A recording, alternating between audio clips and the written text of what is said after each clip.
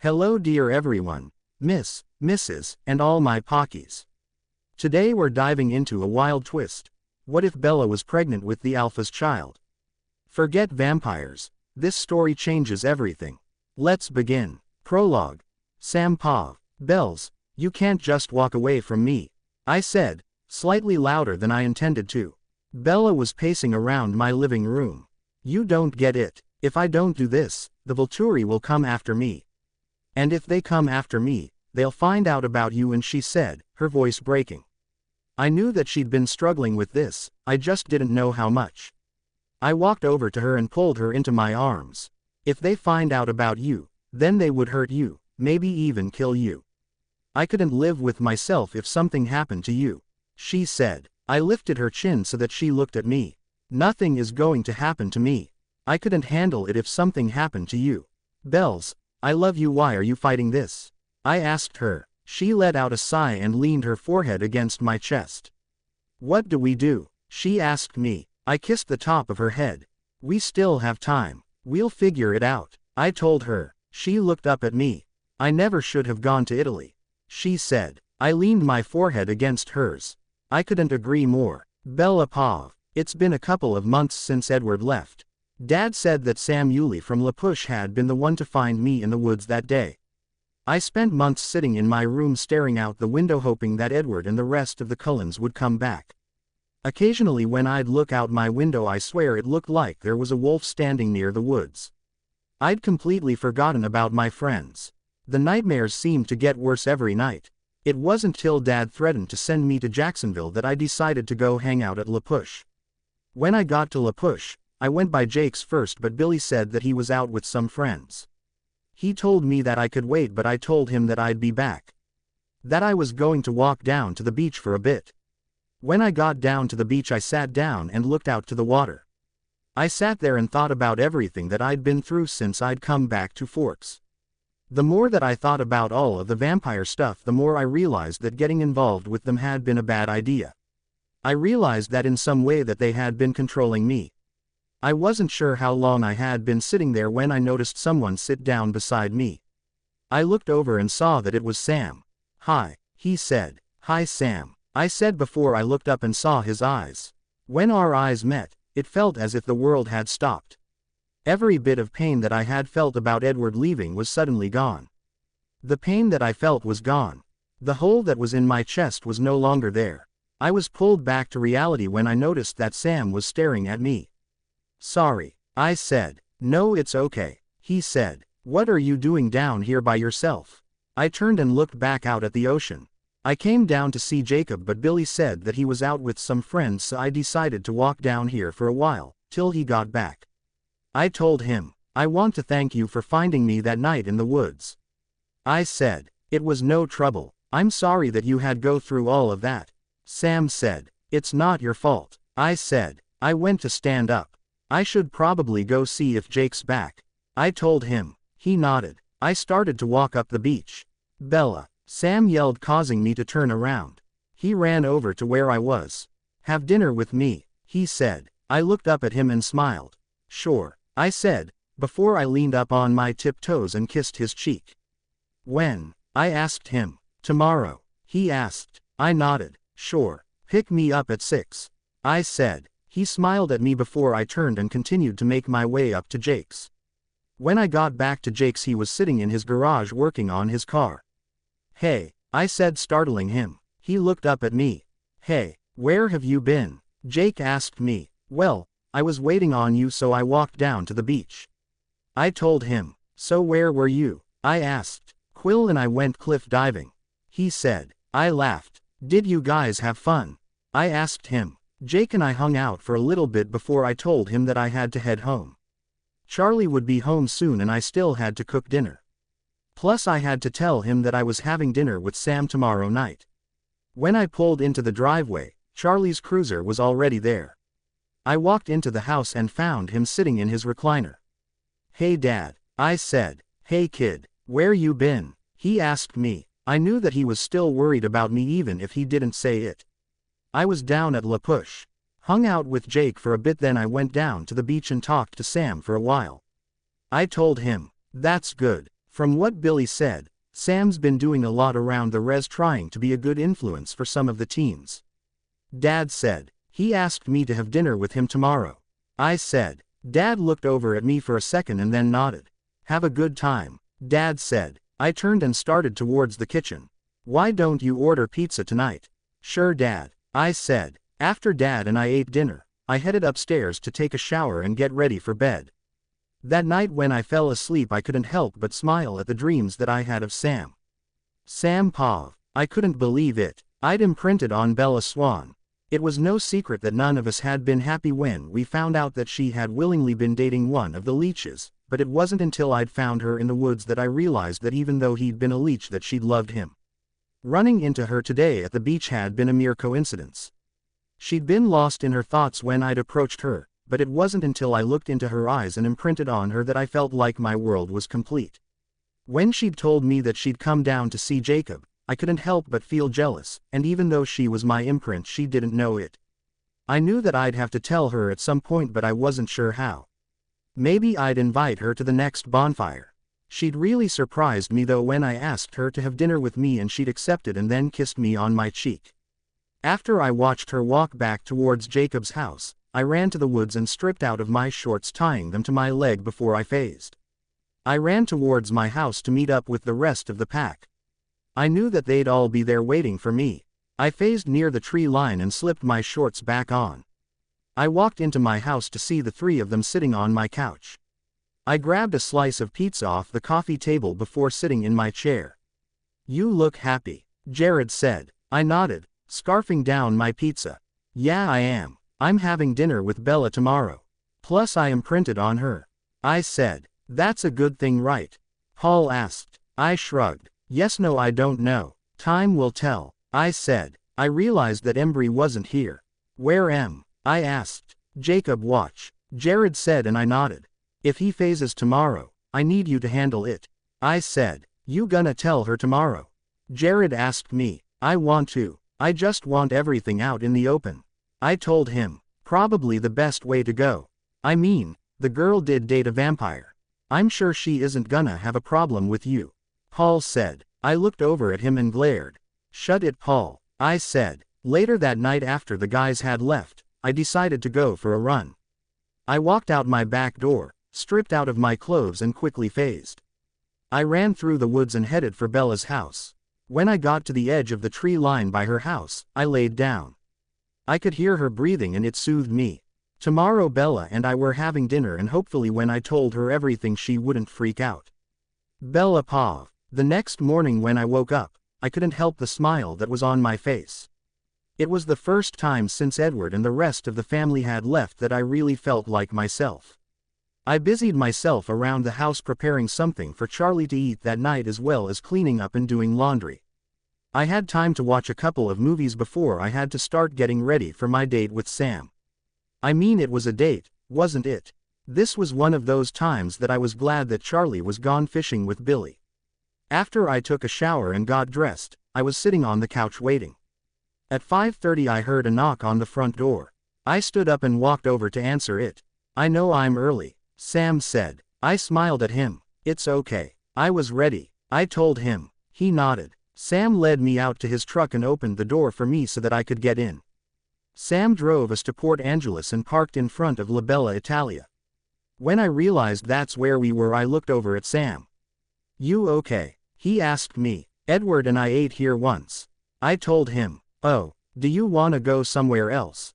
He asked me. He was being really sweet. I shook my head. Number.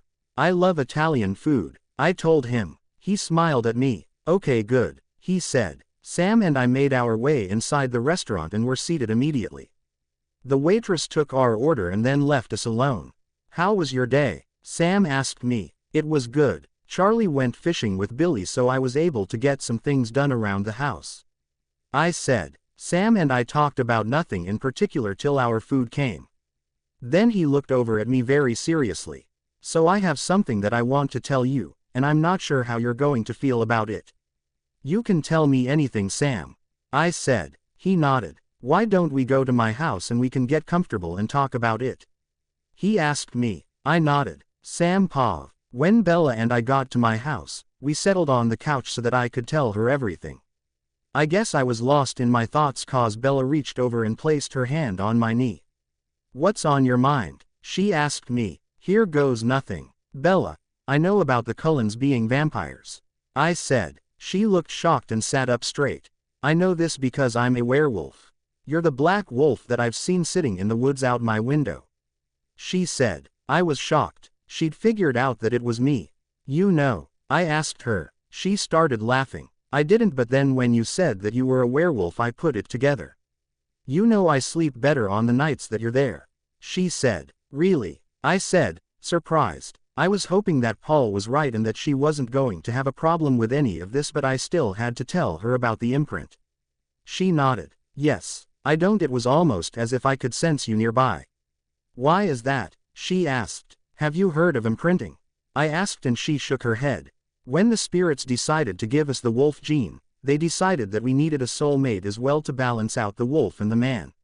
When we meet the eyes of our soulmate for the first time after the first shift, it's as if our world stops. When we look into her eyes, it's as if everything is right in the world." I said. "Bella Pav." Sam was telling me about imprinting, and I realized that the day before when I'd been staring at him, that's when it had happened. That's when he'd imprinted on me. "You imprinted on me," I said. He nodded. "How do you feel about that?" he asked. "What does it mean?" "That I'm your soulmate," I asked. He nodded. "I'll be whatever you want. Friend, brother, protector or lover," he said. I thought for a minute before I said anything. Edward hadn't protected me like he said that he would, hence why James had bitten me. But Sam wasn't Edward. He'd saved me from the woods that night. He sat in the woods outside my window most nights just to make sure that I was okay. "Okay," was all I said. He looked up at me. "Okay," he repeated. I nodded. "We could take things slow, get to know each other and see where things go," I said. He nodded. "I like that," he said. He gently grabbed my hand and pulled me into his lap so that he could hug me. "Thank you for being so understanding, Bella." I kissed his cheek. Sam Pav. Bella and I had talked for hours before she called Charlie and asked if she could crash on my couch. He didn't have a problem with it because he trusted her. Once Bella was asleep, I took off to go check in with Jared. "How's it going?" I asked him. Jacob phased. "He's angry that this happened to him," Jared said. I nodded. "We all had been angry during our first phase. Does he know about me and Bella?" I asked him. It was no secret that Jacob was in love with Bella. He was just going to have to learn that he could only be friends with her. Jared shook his head. "No, we weren't sure what you wanted us to tell him," Jared said. "I'll take care of it. Gather everyone and come to my house," I said before I phased back. I headed back to my house to find Bella in the kitchen. I walked into the kitchen and wrapped my arms around her waist. She jumped slightly. "I didn't mean to startle you," I said. "It's okay. I was just making some hot cocoa." "Want some?" she asked. I kissed the top of her head. "Sure." She pulled another cup from my cabinet. "I have to tell you something," I said as she poured the hot milk over the cocoa powder. She looked over her shoulder at me. "What's wrong?" she asked. "Jacob phased for the first time today," I said. She sat the milk back down and slowly turned to face me. "Is he okay?" she asked. I shrugged. "He's angry. We all were during the first phase. He and the others will be here in a little bit," I said. She nodded. "I need to warn you though. Anything can set him off right now," I said, wrapping my arms around her again. "He doesn't know about us yet. As my imprint, it's my job to protect you, so if I tell you to do something I need you to do it. No questions," I said. She nodded. "I know that it hasn't been long, but I trust you, Sam," she said. I leaned down and kissed the top of her head again. It was about a half an hour later when the guys showed up. Together, Bella and I had made some sandwiches to feed them. They were always hungry when they showed up. When they came in, Bella and I were sitting on the couch beside each other. Jacob froze when he saw her. "Bells," he said. "Hi Jake," she said calmly. "What are you doing here?" he asked her. "She's here because of me," I said, glancing at Jared, and he nodded. He was ready to push Jacob out the door if need be. "Why?" Jacob asked. I let out a sigh. Bella gently squeezed my hand that she was holding. Bella's here because I imprinted on her yesterday on the beach. I said. What? He asked shocked. It can't be. He whispered. I'm sorry, Jake. Bella said. She had nothing to be sorry for. I gently squeezed her hand. Jacob turned around and walked out the door.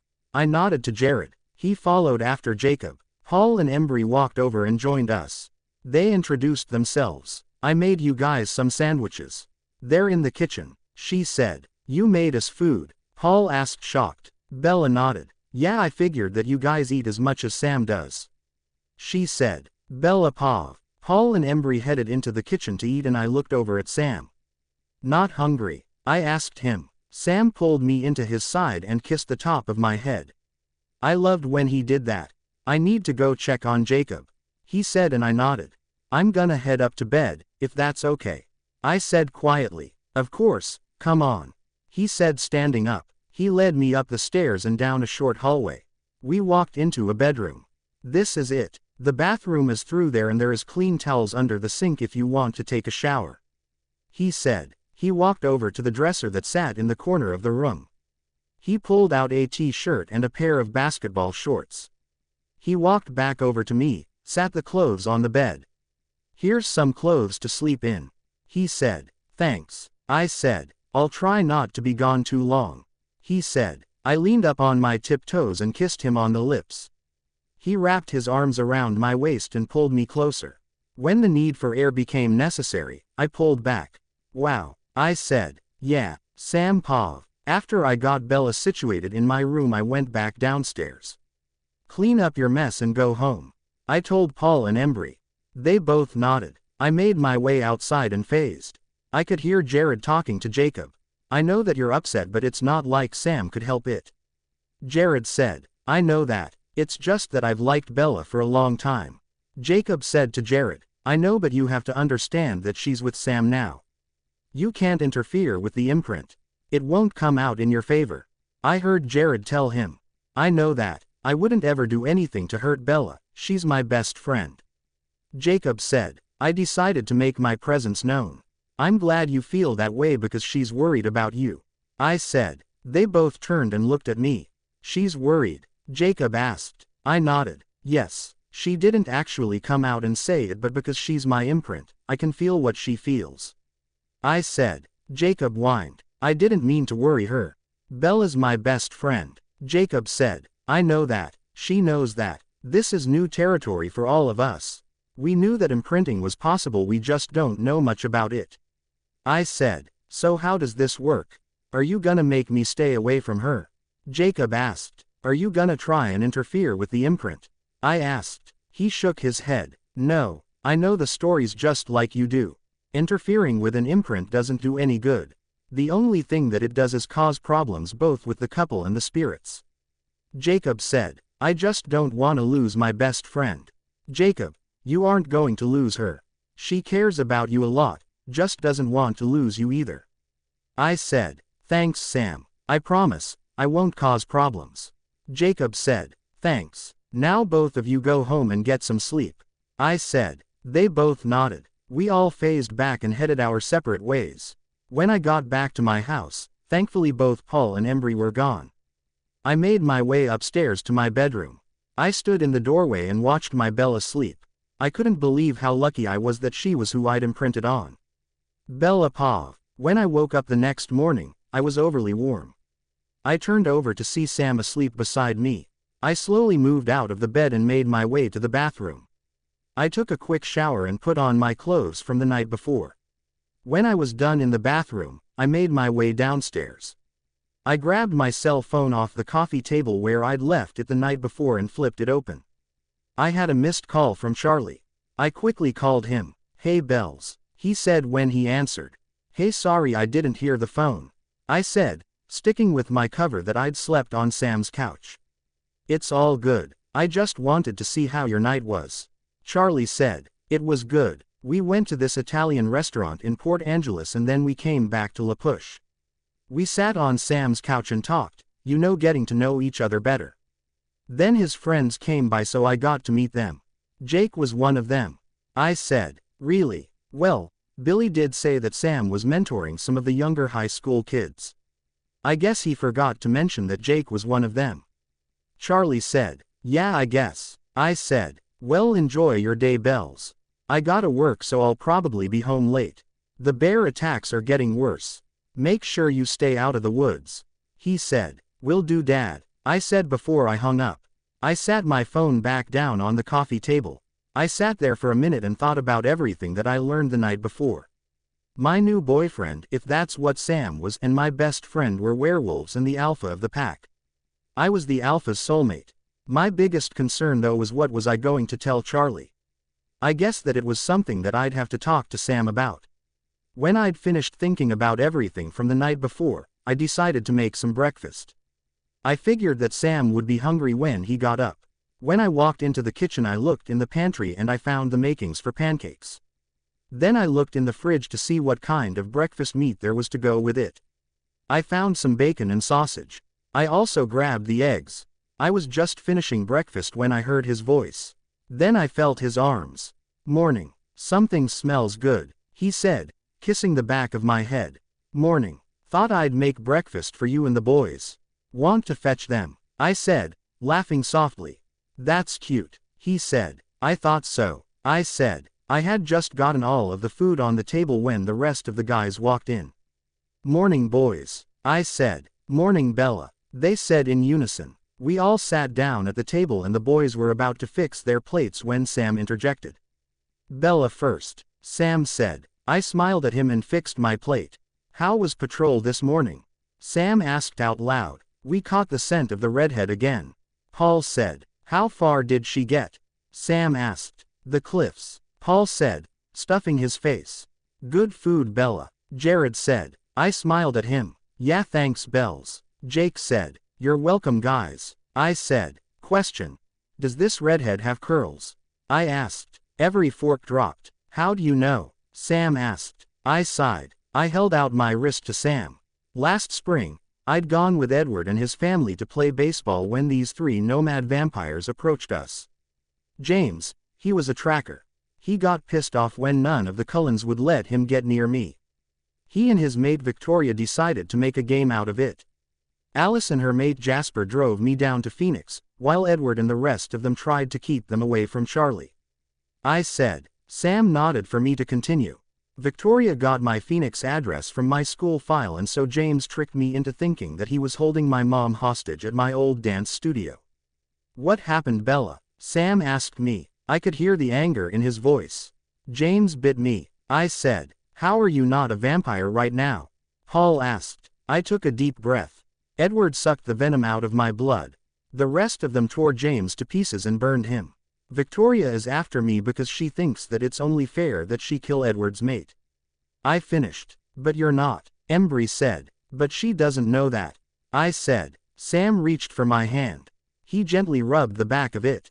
It's okay. We'll take care of it, he said, and I gave him a sad smile. Later that afternoon, Sam and I were driving back to my house. What am I supposed to tell Charlie?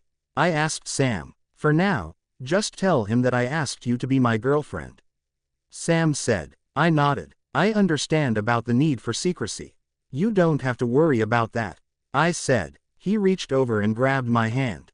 I know that, Bella. I trust you, Sam said, and I nodded. Charlie's gonna wanna talk to you at some point, I said, knowing that Charlie was going to play the dad card. That's fine. Just let me know when.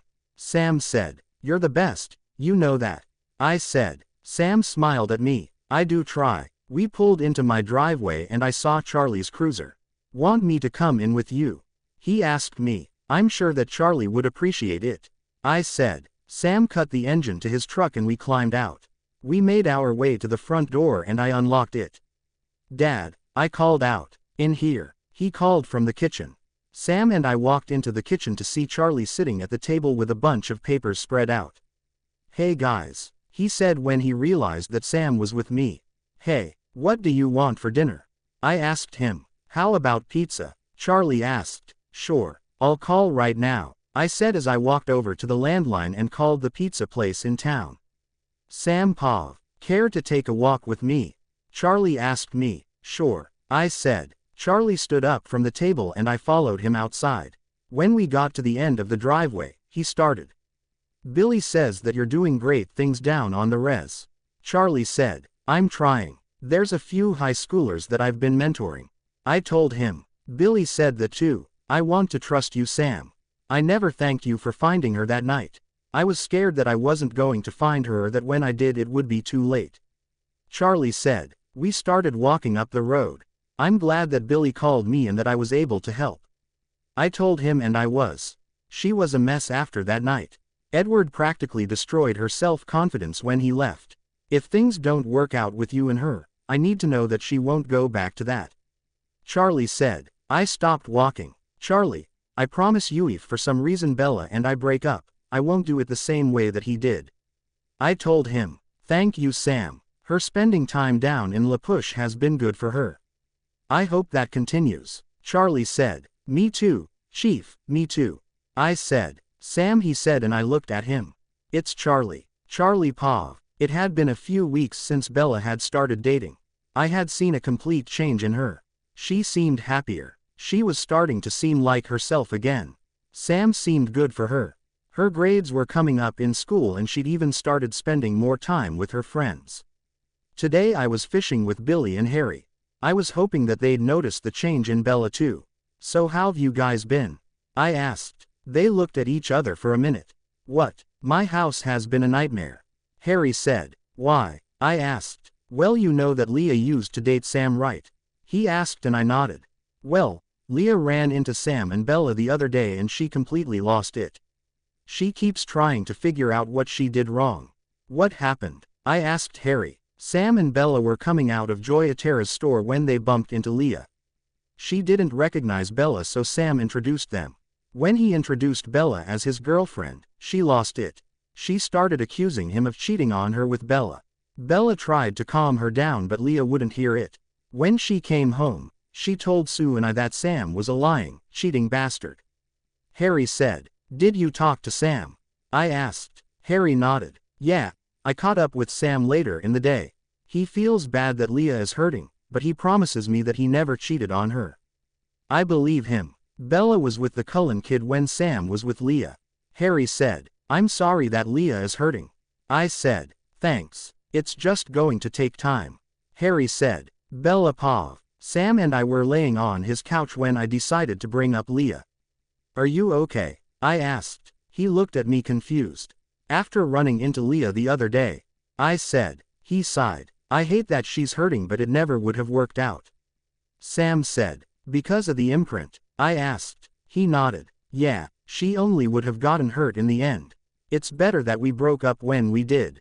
Sam said. Do you think it would make a difference if I talked to her? I asked Sam. He shook his head. Bells, baby, it wouldn't matter.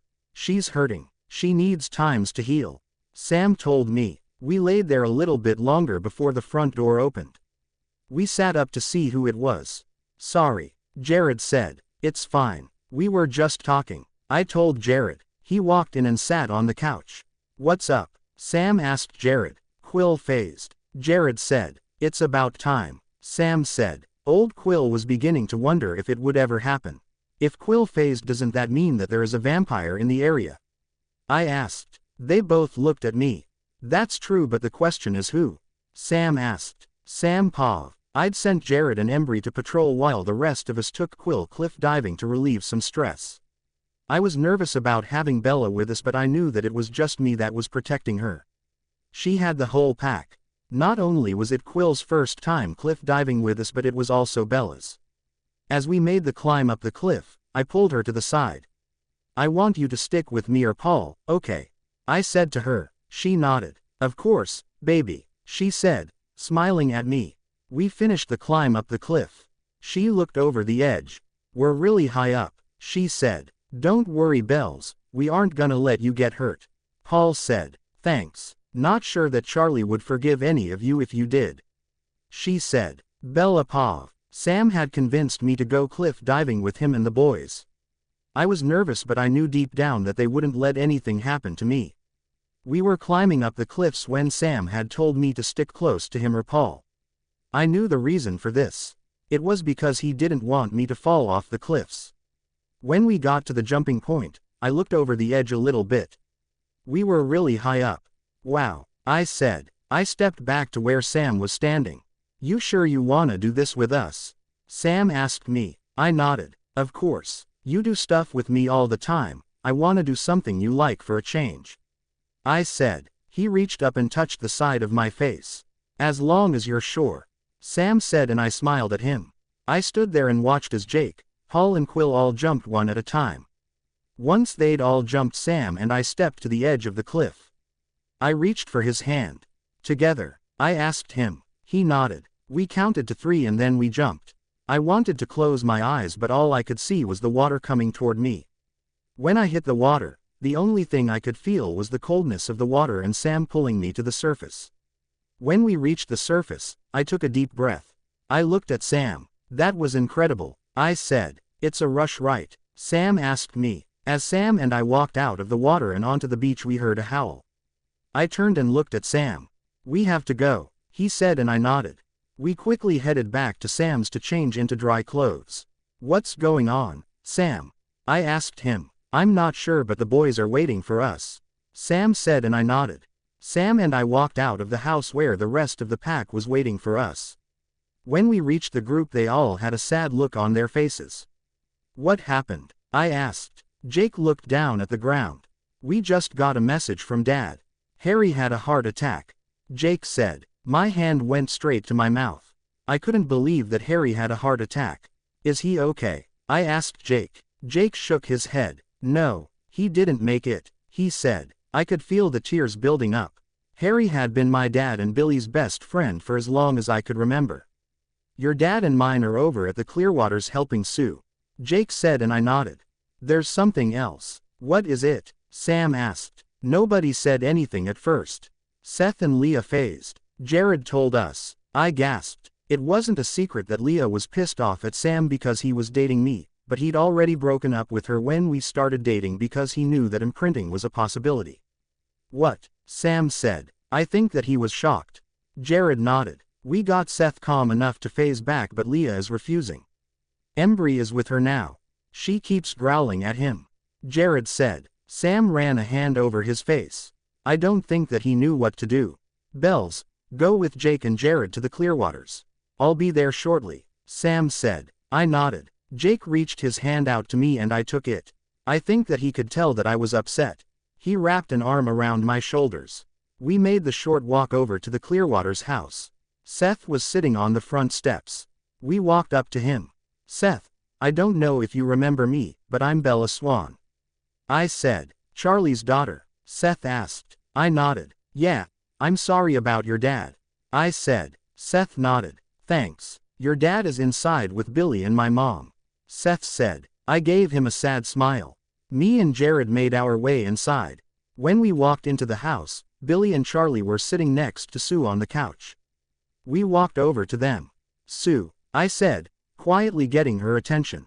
She stood up. Bella, you've grown so much since the last time I saw you, Sue said. I hugged her. I'm so sorry about Harry.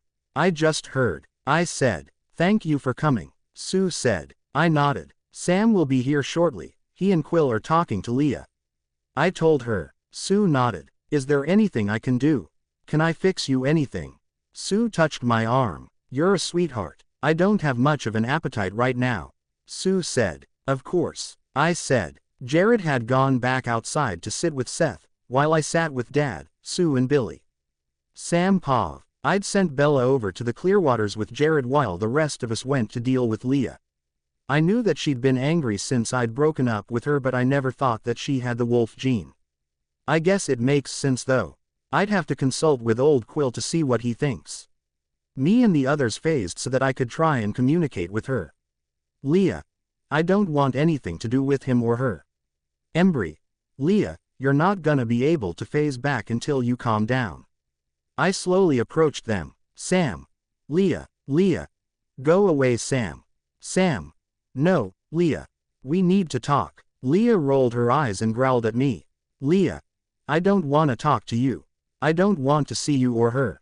Keep her away from me. I growled at Leah. Sam. You will not talk about my imprint that way. You will show her some respect, I said, using my alpha voice and cowering over her.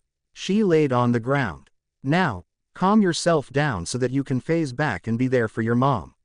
She and Seth need you right now." I could tell that Leah was thinking about happy things, and the next thing I knew she had phased back. "I will respect you and her, but I don't have to like it," Leah said. "Never said you did," I said. Bella paused. When Sam and the rest of the pack showed up at the Clearwaters, I could tell that something was on his mind. I knew that now wasn't a good time to ask him about it. Charlie had told me that he was going to stay with Sue and her kids that night in case they needed anything. I told Charlie that in the morning I was going to make some meals that Sue could freeze for them. Sam was driving me home when I decided to ask about Leah. "How did it go with Leah?" I asked. Sam sighed. "She's angry. She doesn't want to see me or you," Sam said, and I nodded. I could see in her head that she blames you for our breakup, which couldn't be further from the truth. I reached over and grabbed his hand. "I know that. Do you think that it would help if I talked to her? Tell her that I understand what she's feeling," I said. Sam glanced over at me. "You want to bond with Leah over breakups?" he asked me. I shrugged. "Maybe. It might be a way to get through her wall," I said. "It couldn't hurt. She won't let me, Paul or Jake near her because she thinks that we like you better. So when you go, take Jared with you.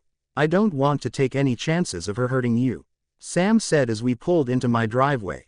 I scooted over and laid my head on his shoulder. "I love how much you want to protect me, but I'm not scared of Leah," I said. Sam wrapped an arm around me. "It's not about protection, Bells. Leah is a new wolf. She is angry and easily provoked. I can't take a chance of her hurting you," Sam said. I leaned up and kissed him. "And I love you for it," I said. "Call me tomorrow," he asked me. "Of course," I said, before I climbed out of the truck. I stood in the driveway and watched him leave before I made my way inside. I quickly got to work making some meals for Sue to freeze for the days that she wouldn't feel like cooking. While they were cooking, I sat at the kitchen table and thought about the best way to approach Leah.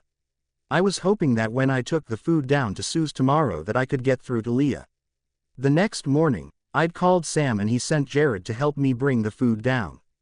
I'd talked to Dad and he and Sue were meeting with the tribal council for the planning of Harry's funeral. When we pulled into Sue's driveway, Jared helped me carry the food in. Leah was sitting in the living room. "I know that you don't like me, but I want to share something with you," I said, and she scoffed. "Leah, I promise you that I didn't steal Sam away from you. When you and Sam were dating, I was with Edward Cullen. I was in love with him, or at least I thought I was. It was my birthday and his sister Alice had decided to throw me a birthday party even though I didn't want one. I went to open a present that she handed me and I got a paper cut. I told her, noticing that Jared and Seth were listening as well. Everything happened so quick after that.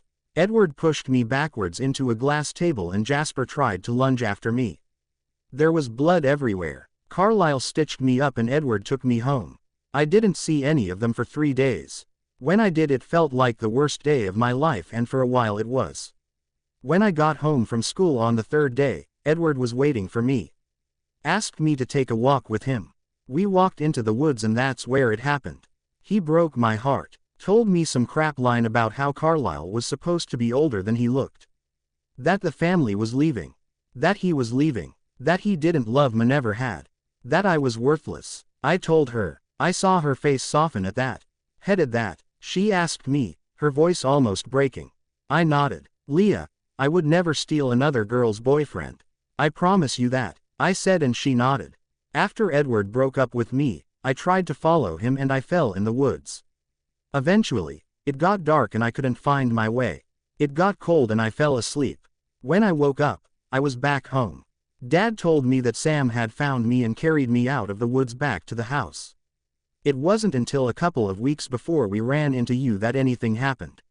I'd come down to hang out with Jake, but he wasn't home, so I walked down to the beach and ran into Sam. I thanked him for finding me in the woods that night, and that's when he imprinted on me, I said. She nodded and I could see a few tears falling from her face. "I'm sorry that I blamed you," she said. I walked over from where I'd been standing and sat next to her on the couch. "I understand, Leah, and I'm not mad.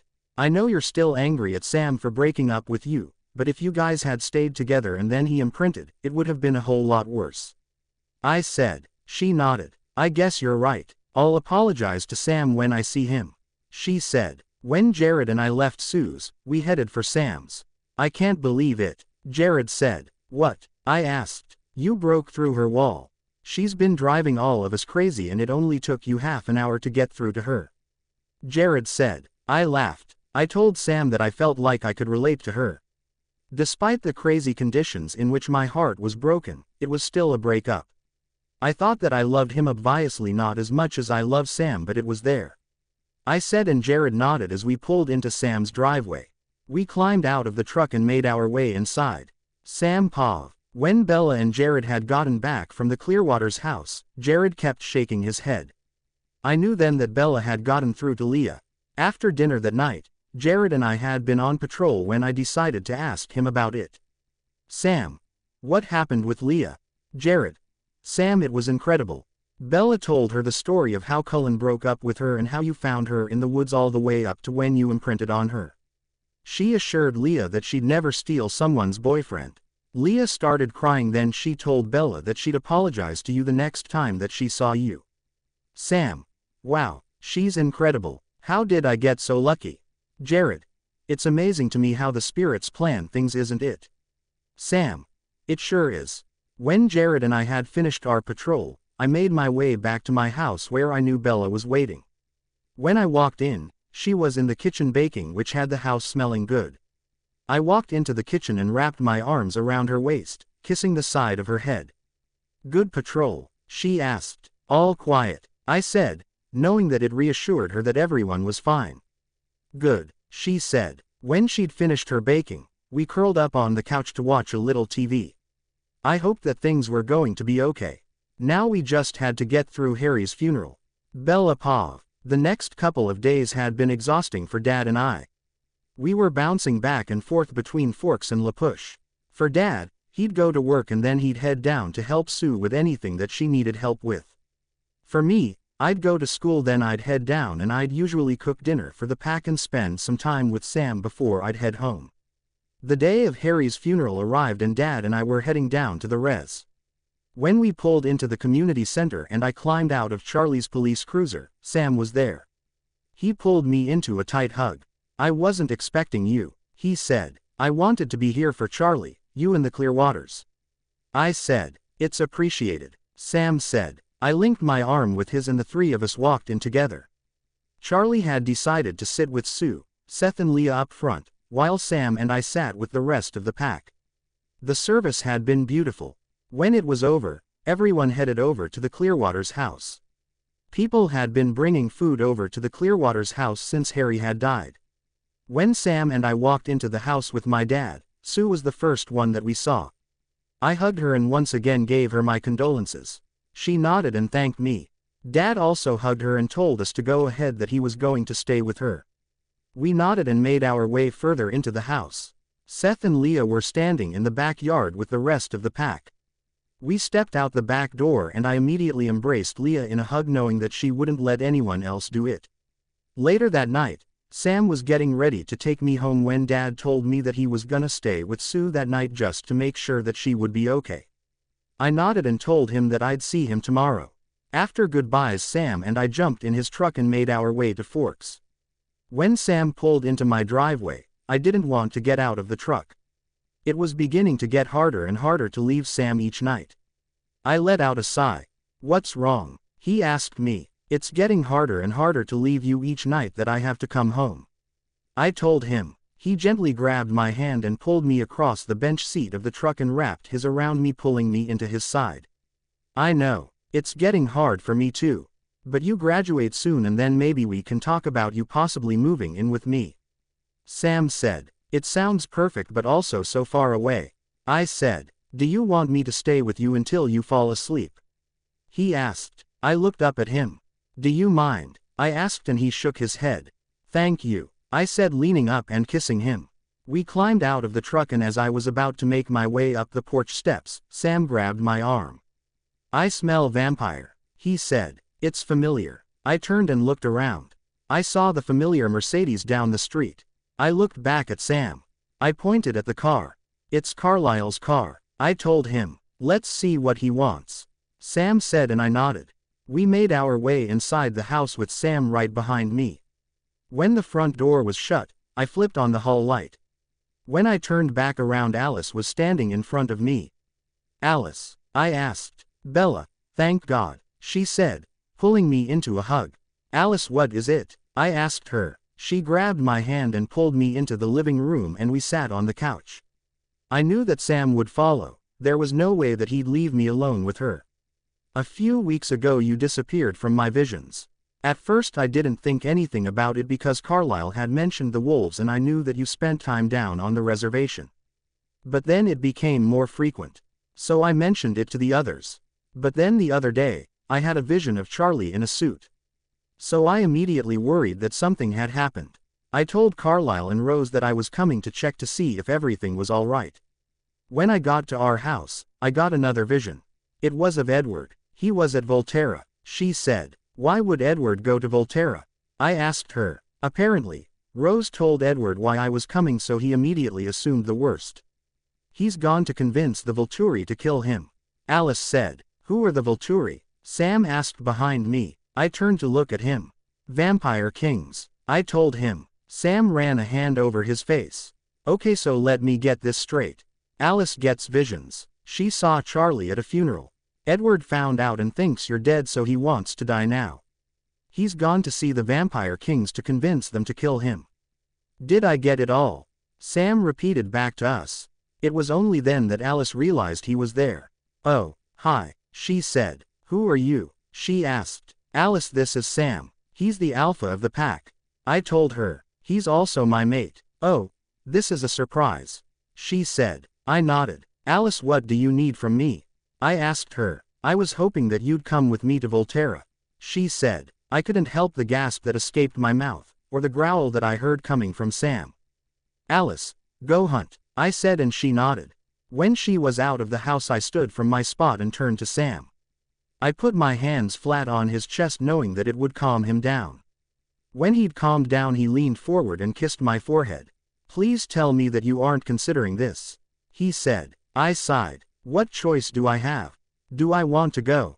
Of course not. But I'm gonna let him kill himself just because he feels guilty," I told Sam. Sam sighed and ran a hand down his face. "I don't like this, Bells. The pack won't like this," he said. "I know that, but I feel like it's something that I have to do. I promise you this though. He won't take me from you. Do you understand me?" I asked him. He nodded. "Sam, I love you with all my heart."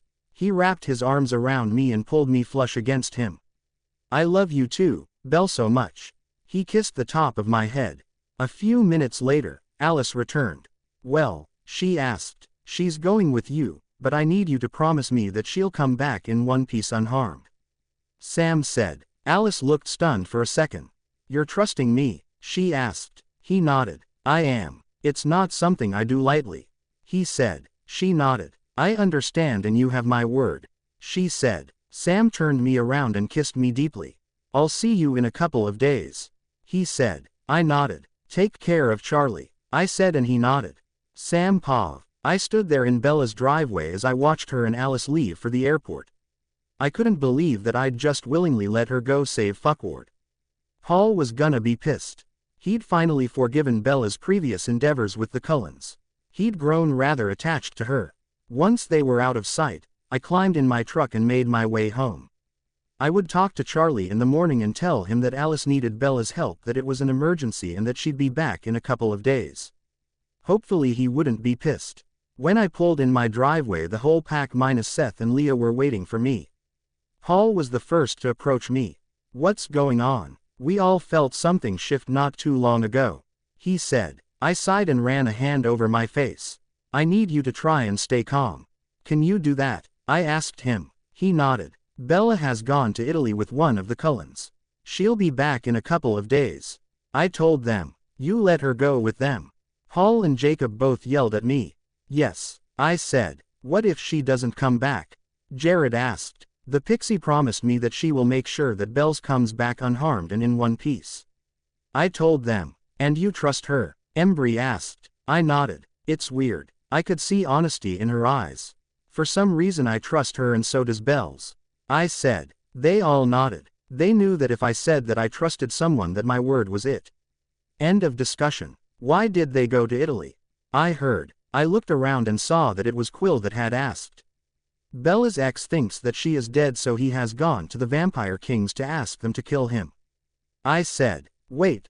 Let me get this straight. So because he thinks that Bells is dead, he wants to die too? Jacob asked. I nodded. Why didn't he just come here? We would have gladly done it. And what does that have to do with Bells? The pixie can see the future. She had a vision of Charlie at a funeral, so they assumed that something had happened to Bells. She had originally come to give her condolences to Charlie, but then Bella and I surprised her. She asked Bella to go with her to try and stop him.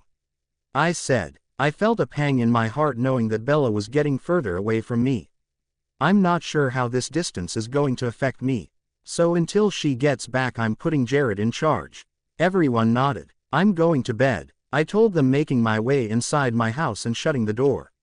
I walked over and sat on the couch. I could smell Bella everywhere. Her scent was all over my house. I really hoped that the pixie was telling the truth. I hoped that Bella would come back in one piece and unharmed. I laid my head against the back of the couch, allowing myself to think about Bella and drift off to sleep. The next morning I woke up and set about my mission to go talk to Charlie. I looked at the clock. He'd be at the station by now. I changed clothes before jumping in my truck and heading to Forks. I hoped that everything would be okay. When I pulled into the parking lot of the police station, I took a deep breath before I climbed out of my truck. I made my way inside looking for Charlie. It didn't take long. He spotted me before I spotted him. Sam, is Bella okay? He asked. I nodded. Yeah, she just wanted me to tell you that she'll be back in a couple of days. I said. He looked at me confused. Come on, he said, leading me into his office. Once we were behind a closed door, he asked what's going on. When I dropped Bella off last night, Alice Cullen was there. She said that there was an emergency with the family and that she needed Bella's help. Bella was a little reluctant to go, but I could see in Alice's eyes that she was concerned. I told Bella to go with her and that I would explain the situation to you. I told him, hoping that he'd believe the story. I knew at some point I was probably going to have to tell him everything, but today wasn't that day and I'd have to get approval from the elders as well. Charlie nodded and then pulled me in for a hug. Thank you, Sam, he said, letting me go. He walked around to sit in his chair. You know, that night that you found Bella in the woods, I was so scared. I was scared that we weren't going to find her. I was scared that when we did find her that it would be too late. When I saw you carrying her out of the woods, I was so thankful. I was just glad that I could help and that she was safe. I told him, and it was the truth. But it wasn't until you and Bella started dating that I really became grateful. Charlie said. What do you mean? I asked, confused. Edward wasn't good for her. I could see that. It was like she became consumed by him. And then when they left, it was almost like she was having withdrawals. I didn't know how to help her. It wasn't until I threatened to send her to Jacksonville that she started to snap out of it. But then she snapped completely out of it when you guys started dating. You've been really good for her, Sam. Thank you, Charlie said. Charlie, not sure if you want to hear this, but I feel I should tell you anyway. I love Bella. I know that we haven't been together long, but I can feel it. I love her more than I've ever loved anybody. I told him. He leaned back in his chair smiling at me. I know you do, son. I can tell that she loves you too, even if she hasn't said it. He said. When I returned from talking to Charlie, Leah was sitting on my front porch. What are you doing here? I asked her. You let her go, she asked me. I nodded. Why? I sighed. I leaned against the front of my truck. Bella is the kind of person that even if someone hurt her, that she can't imagine them being hurt. Yes, he hurt her. Yes, he broke up with her in the woods. Yes, he left her. But even with that, she doesn't want him thinking that she's dead and in return trying to end his life just because he doesn't want to be with her anymore. I told Leah. I could the tears rolling down Leah's cheeks.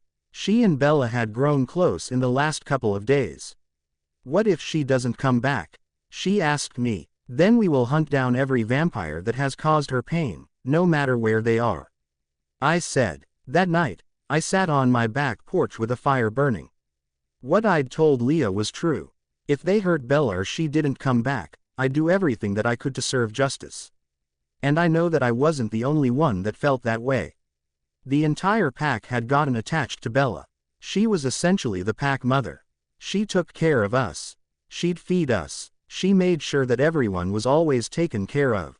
I just hoped that she was okay. Bella Pav. When Alice and I landed at the Pisa airport, she quickly arranged a car for us and we were on our way to Volterra. The flight had been terrible. The further we gotten from Sam, the worse the pain in my chest had gotten. It had truly been one of those times where I'd wished that Jasper had been with Alice.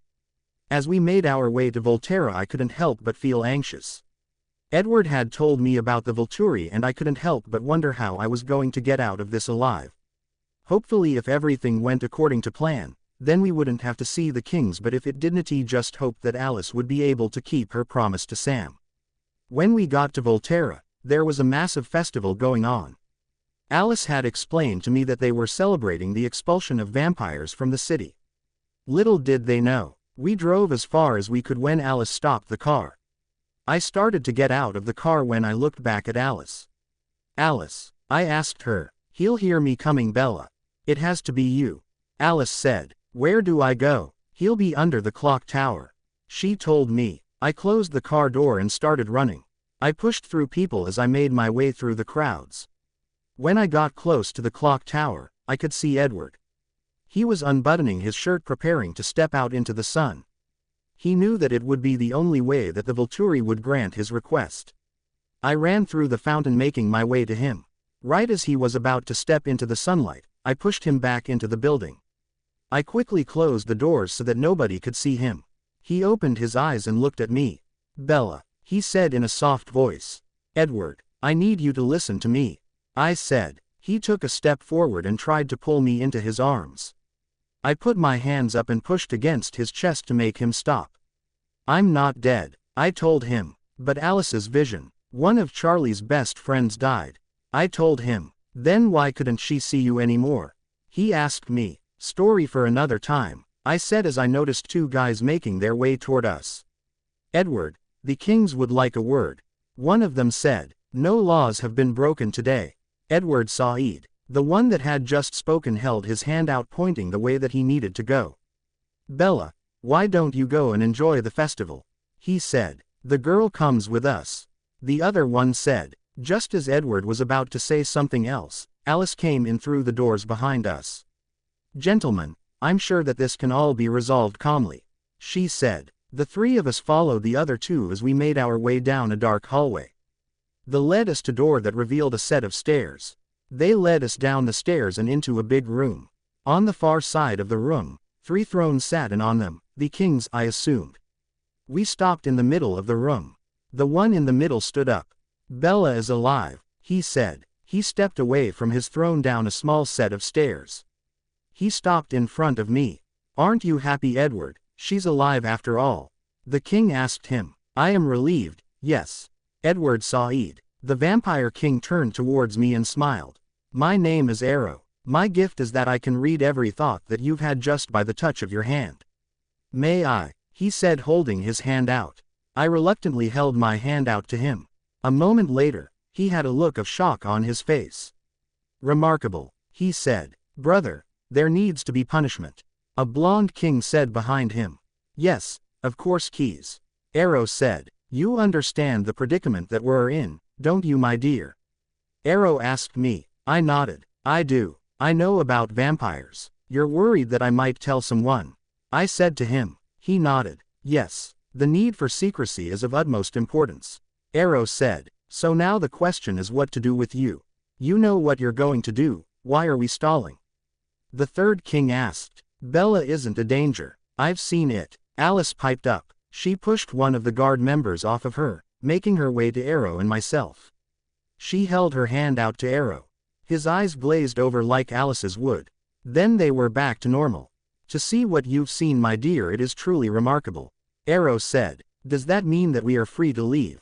Alice asked him. Arrow clapped his hands. Yes, yes, you have preparations to make. Go, go, he said. I knew that I would have to ask Alice about it later. We followed a guard back out to the main hallway where Edward picked up his shirt and put it back on. We should go, Edward said. Alice and I both nodded.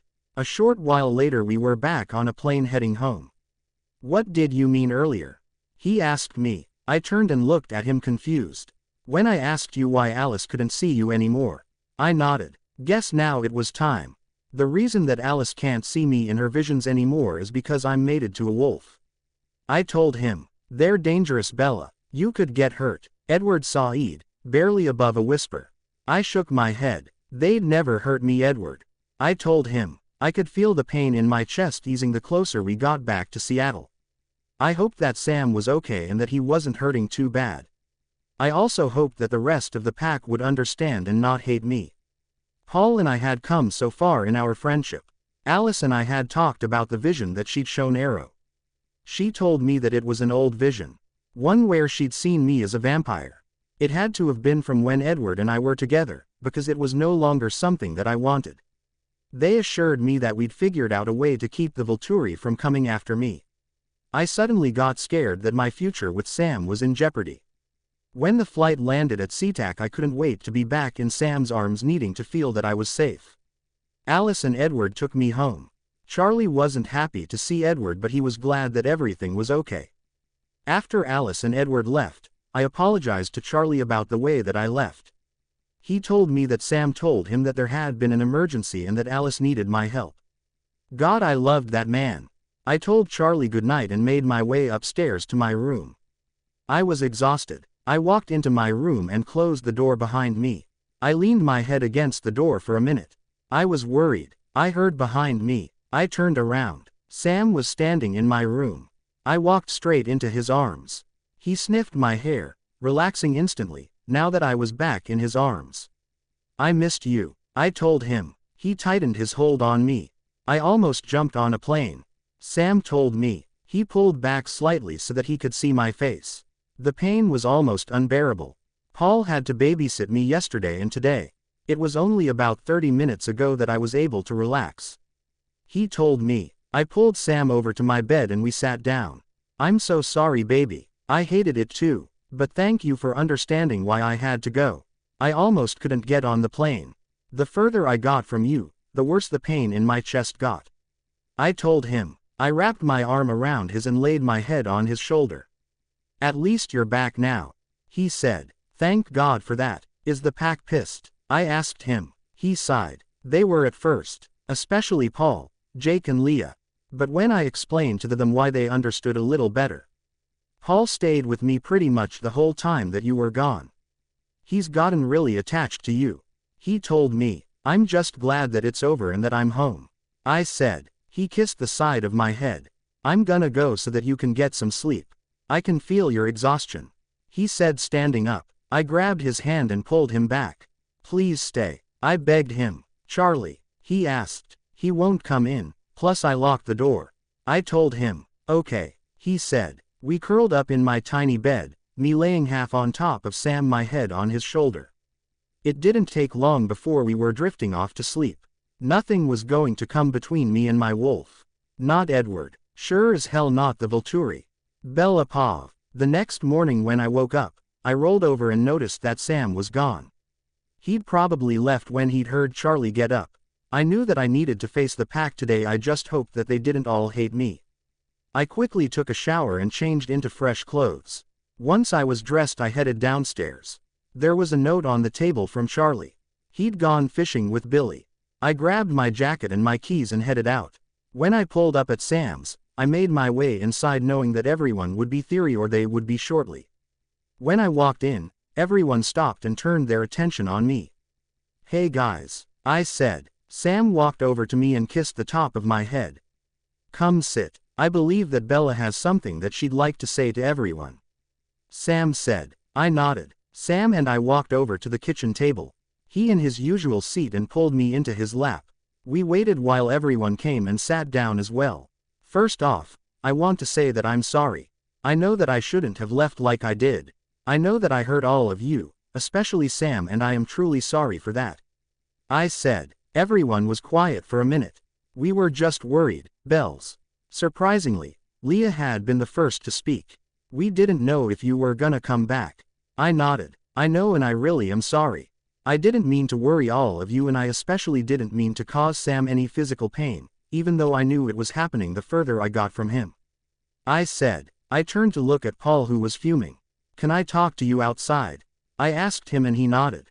I kissed Sam's cheek before Paul and I made our way out the back door. We walked into the woods. When I was sure that we were out of hearing range, I turned to face Paul. I want to thank you. His look of anger softened. I want to thank you for taking care of Sam while I was gone. I know that you must be angry with me, but I'm hoping that with time that you'll forgive me for leaving. I told him. Why do you do it, Bells?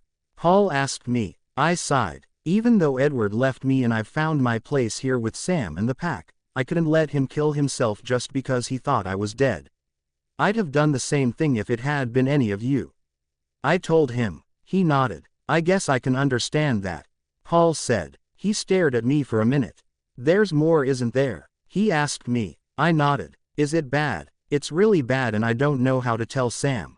I said. I could feel the tears that I'd been holding back.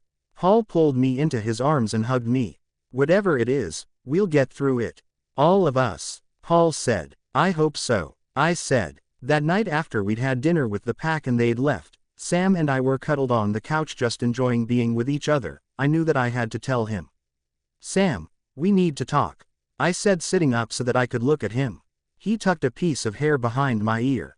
What is it? He asked me. When Alice and I went to Italy, I started, one of the kings has a gift.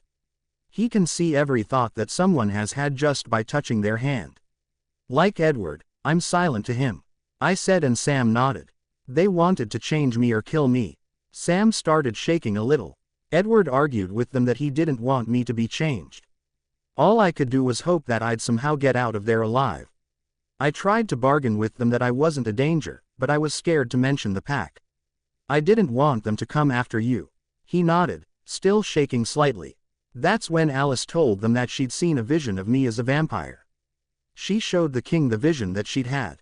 It wasn't until we were on the plane home that she told me that she'd shown him an old vision that she'd had. One from when I'd been with Edward, when I thought that I wanted to become one. I told him. He nodded slowly. I put my hand on his chest, hoping that it would calm him down. What do we do now? He asked me. Alice said that she'd keep an eye on the kings and anyone else that might possibly want to come after me. She said if anything comes up that she'd call. I told him. Sam gently pulled me into his lap. He kissed me hard. I'm not gonna let anyone separate us again. He told me. Once I graduate, they're gonna have to pry me away from you. I told him. Good, he said. He pulled me as close as he could get me. I knew that it was his wolf's way of making sure that I was okay. I could feel him sniffing my hair. The next morning, I was making breakfast for the pack while Sam was on patrol, when I heard the front door open. I turned from my spot in the kitchen to see Leah coming in.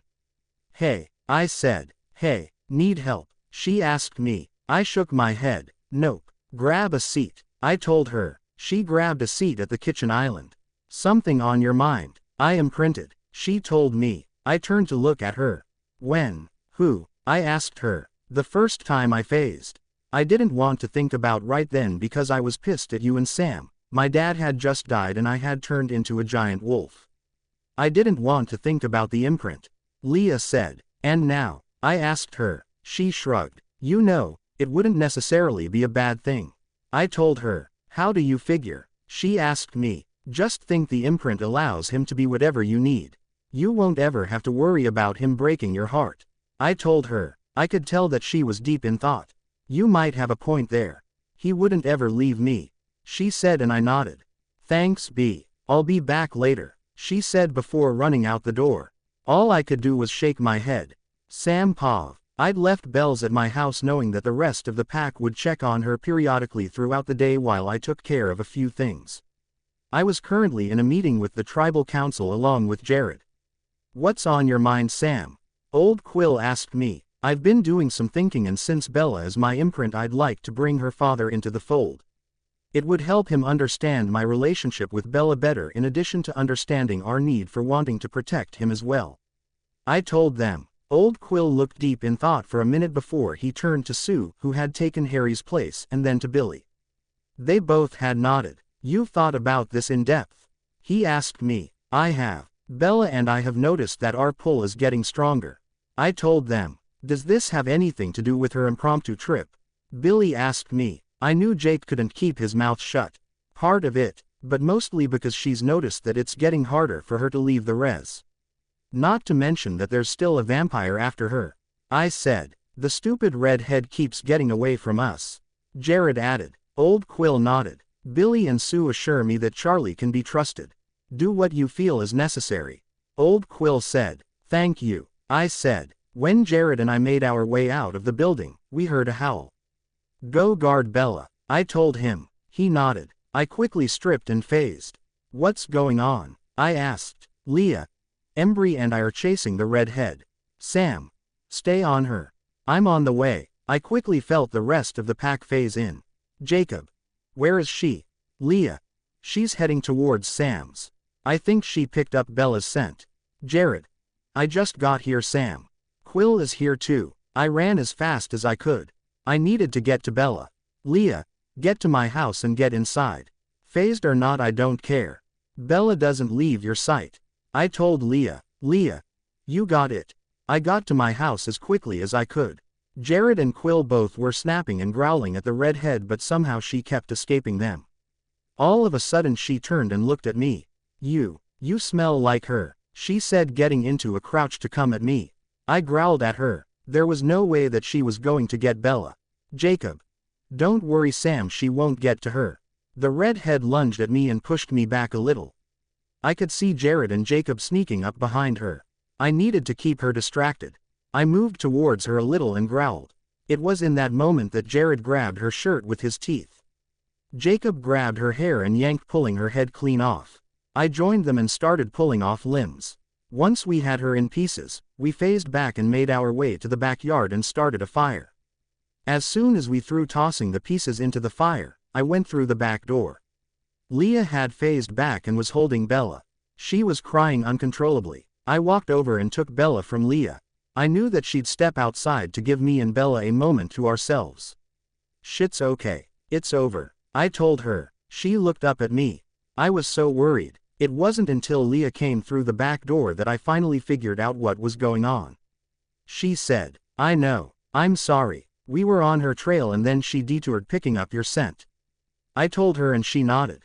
I sent Jared and told Leah that she wasn't to let you out of her sight.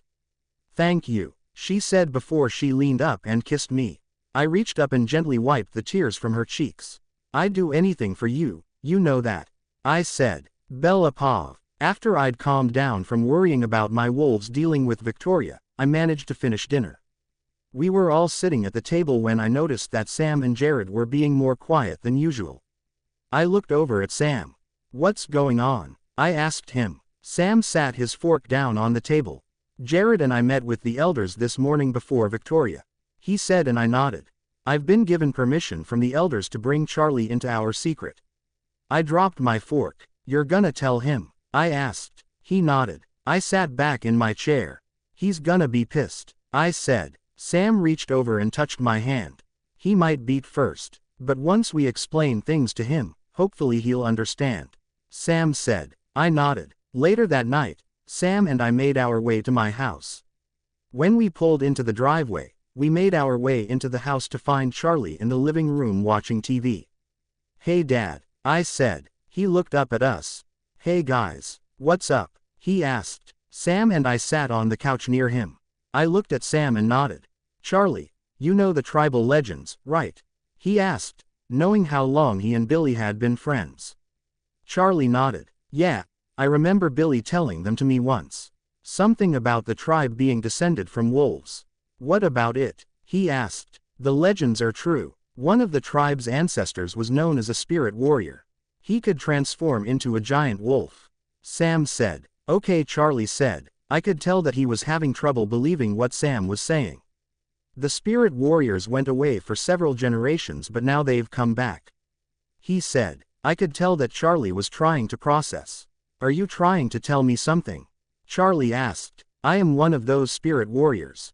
Along with a few others. Sam said cautiously, while trying to judge Charlie's reaction. You are giant wolf. Charlie asked. We both nodded. Uh-huh. And you protect the tribe. We nodded again. The tribe as well as Forks when necessary. Sam said. And the missing hikers. Is that you guys? He asked. We shook our heads. No, that would be the ones we're trying to protect people from. Sam said. And that would be? Charlie asked. Sam looked at me and nodded, knowing that it was my turn to come clean. Cold ones. Also known as vampires. Not entirely like the ones you've seen in movies. Yes, they drink blood and no, they don't sleep. There's a lot of misconceptions about them. I told him. And you know this because Charlie said. I took a deep breath.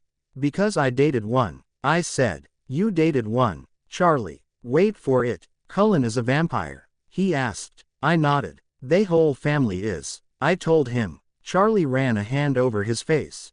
The previous pack leader made a treaty with them. They claimed to be different than others of their kind, and claimed that they weren't a threat. So we made a treaty with them. Sam told him. Charlie nodded. How does Bella fit into all of this other than she dated Cullen? He asked. Sam and I both looked at the floor for a minute before we looked back at Charlie. See, there's this thing that happens with us wolves. It's called imprinting. It's the spirit's way of guiding us to our soulmate. The first time that I looked into Bella's eyes, I imprinted on her. She's it for me. I'll never be able to look at anyone else and I'll never be able to leave her. Other than her family, I will be the one person that she can absolutely count on. I will be whatever she needs. Friend, brother, protector or lover. Sam told Charlie. So you will never be able to hurt her like Cullen did? Charlie asked. Sam shook his head. It would physically hurt me to hurt her. Sam said. Charlie sat there for a minute and didn't say anything. I guess my next question is, why are you telling me all of this? I mean, Billy's been telling me for years that the legends were tribe secrets. Why am I being allowed to be told now? He asked. Bella is the Alpha's imprint. She is essentially the pack mother. Therefore she pretty much carries the same weight with the pack that I do. There isn't anything that the pack or the council wouldn't do for her. Sam said, and Charlie nodded. When Bella comes home at night, it's getting harder and harder for her. Because of the imprint, Bella and I feel a pull towards each other. Most of the time we can't go more than a couple of hours without being near each other. Charlie ran a hand over his face. What are you asking me? 'Cause I feel like you're trying to ask me something. Charlie asked. Dad, I want to move in with Sam. I said. I don't know Bells. Charlie said. Do you want me to be safe? I asked him. Of course I do. You know that. Charlie said. The pack can protect me the best when I'm on the res. Ever since Sam found me in the woods, the pack has been rotating. There was a vampire that was hunting me. The pack took turns when I was here keeping watch so that she couldn't get to me. They're the only ones other than another vampire that could kill her. I told him. Bells, I just don't want you to feel like you're rushing into anything. Charlie said. I shook my head. I'm not. This is what I want. I promise you, Dad, my relationship with Sam is nothing like the one I had with Edward. I told him. You promise that you'll make it to school on time every day? He asked me. Is that a yes? I asked. I just want you happy. He said. I jumped up from the couch and hugged him. Thanks, Dad. I said. Sam Pav. The next morning, the boys and I gathered some boxes and headed up to Charlie's house so that we could get Bella packed and moved into my house, our house. Needless to say, Charlie had taken everything just like Bella had. He just wanted to make sure that she was taken care of and that she was safe. After she'd gone to bed last night, he'd called me. He'd wanted to know if the wolves could still patrol near his house. He wanted to make sure that if a vampire did come looking for Bella that they weren't going to try and hurt him. I told him that he had nothing to worry about. I reassured him that if there was a vampire in the area that we'd get him to res as safe and quick as possible. After I'd got off the phone with Charlie, Jared had been waiting for me. He'd come to tell me that he'd imprinted yesterday. He'd told me that her name was Kim. She'd been sitting behind him in class all year. It just so happened that he didn't have a pencil yesterday, so he turned around to ask her for one and boom, hey, imprinted. I couldn't wait to tell Bella. She'd been feeling lonely on the girlfriend front lately. I mean, sure, she had her friend Angela and she had Leah, but she wanted a friend that would understand what she was going through as far as the imprint stuff. I could understand that, When we'd gotten to Charlie's, Bella was in her room going through some of her clothes. "Hey," I said. "Hey, did you get the boxes?" She asked me. "Yeah, Paul's putting them together downstairs." I told her. "You okay?" She asked me. I nodded. "Yeah, just thinking," I said. She stood up from her bed and walked over to me. She stood on her tippy toes, wrapping her arms around my neck and kissing me. "I'm really happy right now," she said. I smiled at her. "I know I can feel it," I said with a small laugh. It didn't take us too long to pack up Bella's stuff, especially since we weren't taking any of the furniture. I'd sent the rest of the guys back to my house with my truck and I'd stayed with Bella while she'd said goodbye to her dad. "And you'll come down tomorrow for dinner?" she asked him. Charlie nodded. "Yeah, I'll be down as soon as I get done at the station." Charlie said. "Great. I can't wait to show you the house." Bells said. "I look forward to it." Charlie said. He hugged Bells one more time. "You guys should get going." That night, after we'd gotten everything unloaded and temporarily put into the spare bedroom, Bella and I were stretched out in our bed. "So Jared came by last night?" I told her. "Everything okay?" She asked me. "He imprinted yesterday," I said. She sat up quicker than I'd ever seen her. "Really?" she asked. I nodded. "On who?" "This girl named Kim. They've been in the same class all year and he never once looked at her. Well, yesterday he forgot a pencil, so he turned around and asked her for one. When she looked up at him, he imprinted on her." I told her. She laid back down and snuggled into my side. "Oh Sam, this is so exciting," she said. I knew that she'd be happy. "When's he planning on telling her?" she asked me. "I have no idea, but when he does I'll get him to invite her over so that you two can talk." I said. "That would be great," she said. "I think that there's something you should know." I started running my fingers through her hair. "What's that?" I asked. "Leah came to see me yesterday. She came to tell me that she imprinted." She told me. Leah had imprinted. Why hadn't I seen it? Her head. Who had she imprinted on? "Did she tell you who she'd imprinted on?" I asked. "No, she seemed nervous to tell me about it." "Have you seen anything in the pack mind about it?" she asked me. "No, she's learned quickly how to block her thoughts." I said. "Maybe this will be a good thing for her." She said. "Maybe," I said, before she kissed me and we both drifted off to sleep. Tomorrow was another day. Bella Pav. The next morning when I'd woken up, Sam was gone. He'd had an early patrol this morning. I'd decided that I was gonna start unpacking before I had to head to the store and pick up a few groceries for dinner that night. I was so excited. I was finally gonna be able to show Charlie the lapush side of my life. I'd been able to get my clothes unpacked and put away before I had to go start breakfast for my wolves. I headed down to the kitchen and started rummaging through everything, realizing exactly how bad we really needed groceries. I was able to find everything that I needed to be able to make pancakes. I pulled out the rest of the eggs and bacon in them as well, knowing that as soon as any of the pack passed the house that they'd be stopping for breakfast. I was just finishing up breakfast when the front door opened. I turned to look to see who it was. "Paul, everything okay?" I asked him. "Where's Sam?" he asked. "He had patrol this morning." I told him. Something was wrong though. There was something about his expression. "Come here." He made his way into my kitchen. "Sit." He did as I said. "Now, tell me what's going on," I asked him as I put the last of the bacon on a plate so that I could cook the eggs. Sam had asked me to run a patrol through Forks before dawn so that no one saw me, and then on my way back, run by the Cullens' old place just to make sure that there weren't any fresh scents. Paul said. "Okay. Did you find something?" I asked him. "There were no new scents, but the Cullens' scents were fresh." He said. "How many?" I asked, never turning away from the stove. He was quiet for a minute, so I turned around to look at him.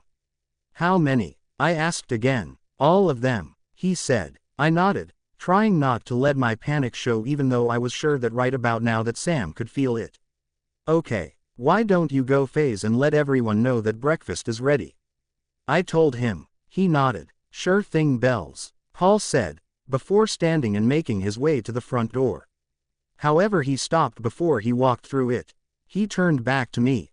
"Don't worry, Bells, we'll figure it out," he said. "Sure," I said, turning back to the stove and putting the eggs in a bowl.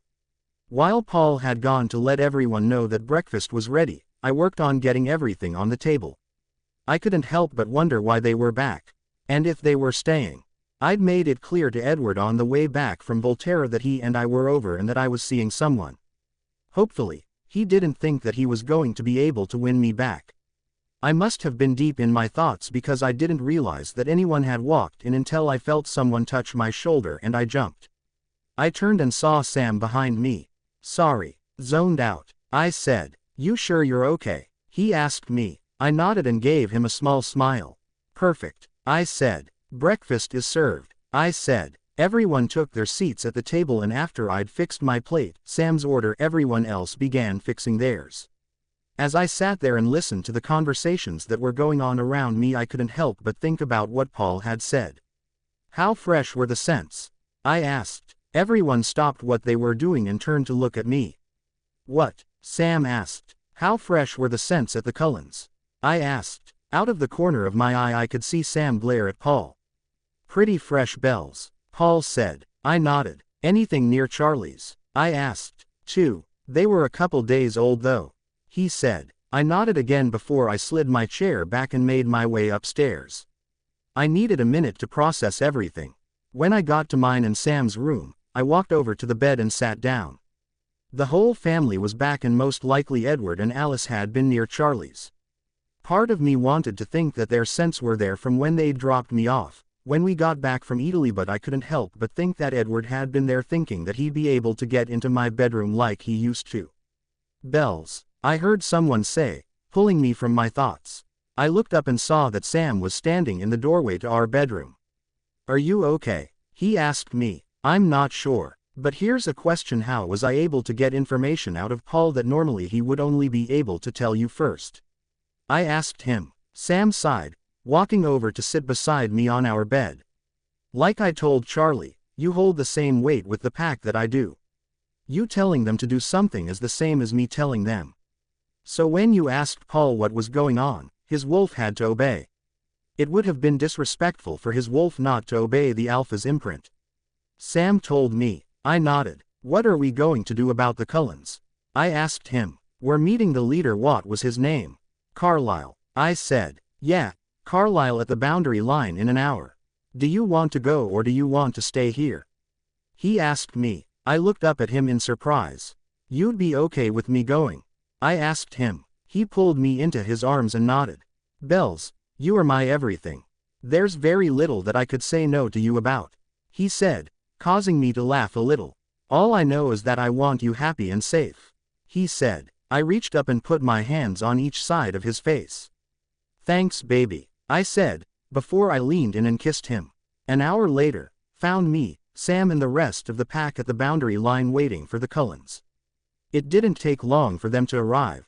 Sam ran to the tree line, phased, put his shorts on before coming to stand by my side. Sam, Bella, Carlisle said. Hello Carlisle, I said. First off I want to say thank you Bella. It seems that our family is indebted to you. Thank you for going after Edward. Carlisle said. I nodded. It's really Sam that you should thank. I wouldn't have gone had he not seen truth and honesty in Alice's eyes. Had it not been for the fact that Alice assured him that I would come back in one piece and unharmed, I wouldn't have done it. I told him. Why would Sam care what you did? Esme asked. Sam grabbed my hand and gently squeezed it, knowing that I needed his support. Because I'm the alpha's imprint, I said. For lack of a better term, he's my mate. I told them. Carlisle and Esme nodded, looking at Sam. Well, thank you Sam for understanding and graciously letting Bella help Alice. Carlisle said. Well, Bells has a heart of gold. Despite the fact that your son broke up with her in the cruelest of ways, Bella did more than he deserved. Sam said. Sam, I warned. What do you mean? Edward told us that Bella broke up with him, saying that she didn't want anything to do with us anymore. Emmett piped up. I heard Sam and the rest of the pack start growling. You lied to them, Sam said to Edward. The entire family turned toward Edward, who was leaning against a tree looking at the ground. Edward, what did you do? Carlisle asked him. I turned and buried my face in Sam's chest to hide the tears that were trying to surface. I'll tell you what happened. He told her that she didn't belong in his world. That everyone was leaving. That he didn't love her. Never did. That she was worthless. Then he left her in the forest where she fell. She was lost for over 7 hours. If it wasn't for me she would have died that night. I heard Sam say. Edward, how could you? Esme asked him. I looked back out at my former family. I was trying to protect her. Jasper could have killed her that night. Edward sighed. Don't blame Jasper, Edward. It's not his fault, I said, defending the empath. Everyone turned to look at me, including Sam. Did it ever once occur to any of you that Jasper not only felt the bloodlust of not only himself but also the rest of you? I asked them. I saw Jasper's face soften. I looked directly at him. I never blamed you, Jasper. It wasn't your fault. You understand? I asked him. He nodded. Good. Now can we move on to other topics, please? I have things to do today, I said. I could hear Leah snickering behind me. Of course, Carlisle said. How long do you plan on staying? Sam asked as I snuggled into his side and he wrapped an arm around me. We're unsure. Alice had a vision recently of a red-headed vampire coming after Bella. So we were hoping that we could help with that, with your permission of course. Carlisle said. That won't be necessary, Sam said. She powerful, Alice added. I rolled my eyes. She's nothing but a pile of ash now. I said. She's been destroyed, Edward asked. Sam and I both nodded. Yes, 2 days ago, Sam said. Carlisle nodded. Here's a question. How are we all and I do mean all going to keep the Volturi from coming after me? I asked the group. What do you mean? Carlisle asked. I looked at Alice and Edward and noticed that both of them were looking at the ground. You didn't tell them? I asked them and they both shook their heads. I turned back to Carlisle. The condition of Arrow letting me leave alive was because Alice showed him an old vision that she'd had of me becoming a vampire. He told them that we were free to leave because we had preparations to make. I said. I heard several of my wolves growling towards Edward and Alice. This is unfortunate, Carlisle said. I can try and talk to Arrow. I may have to bargain with him, but I will to try my best to get you out of this, Bella. It's the least that I can do after all of the trouble that my family has caused you. Carlisle said. I nodded. Thank you, Carlisle, I said. I started to turn towards Leah so that she could take me home, like Sam and I had agreed upon, but Edward's voice stopped me. You haven't been home, he said. I whipped my head back around. Sam had to grab my arms to keep me from crossing the boundary line. I wanted to snap his neck. For your information, I don't live in Forks anymore, not that I really owe you an explanation. And stay away from Charlie. He'd like to use you as target practice, I said with a smirk. You told him? Edward asked. We told him about the wolves and the imprint, which led to other questions. Sam intervened. Edward nodded. If there's nothing else, I said. I was starting to get annoyed. Carlisle shook his head. I'll let you know what I find out. Carlisle said. We appreciate it, Sam said, turning me towards Leah. I walked towards her and she laid on the ground so that I could climb on her back. We left the boundary line and he took me home so that I could get started on the rest of the things that I needed to do today. Sam paused. After the meeting with the Cullens, I had Leah take Bella home and I told her to stay with her. Jared and I headed to Billy's house so that I could tell him what was going on. Sam, Jared, come in, Billy said when he opened the front door to let us in. Sorry to bother you, Billy. I just thought that you might like to know what's going on, I said as we made our way into the living room. It's no bother. I'd love to hear what's going on right now, Billy said. Okay, so I'm gonna tell you everything from the last 24 hours, but let me get through everything before you ask questions, okay? I asked Billy. He nodded. I started to tell him everything. We killed the redhead. Bella and I told Charlie the tribe's secret, and that we met with the Cullens. If the redhead is dead, then why bring Charlie in? Billy asked me. There's a couple of reasons. The first is that Bella and I have noticed that our pull is getting stronger. It's getting harder for her to go back to Charlie's at night. So we figured if we went ahead and told him, it would be easier for him to understand the need for Bella to go ahead and move down here instead of waiting a couple of months till she graduated. In the end, he agreed to let her go ahead and move down here. The pack and I moved her down yesterday. Another reason is because even though we got rid of the redhead, there is still a big threat towards Bella, I said. Billy nodded. Which is? He asked. There's a group of vampires, Bella calls them the Volturi. Says that they're essentially vampire royalty. I said, why are they after her? Billy asked, do you remember when Bella was gone for a couple of days? I asked and he nodded. Well, apparently Alice had a vision of Charlie at a funeral and they assumed that Bella was dead. Alice had come to pay her respects to Charlie. However, Bella and I surprised her. Long story short, another one told Edward why she'd come, so he decided to go see the vampire royalty and ask them to kill him. I told Billy, well, we easily could have made that happen. Billy said. I laughed. That's what Jacob said. I told him and he smiled. Anyway, while Bella and I were talking to her, she had a vision. In the vision, Edward went to the vampire royalty and asked them to kill him. So Alice asks Bella to go with her to Italy to help save him. She can see the future.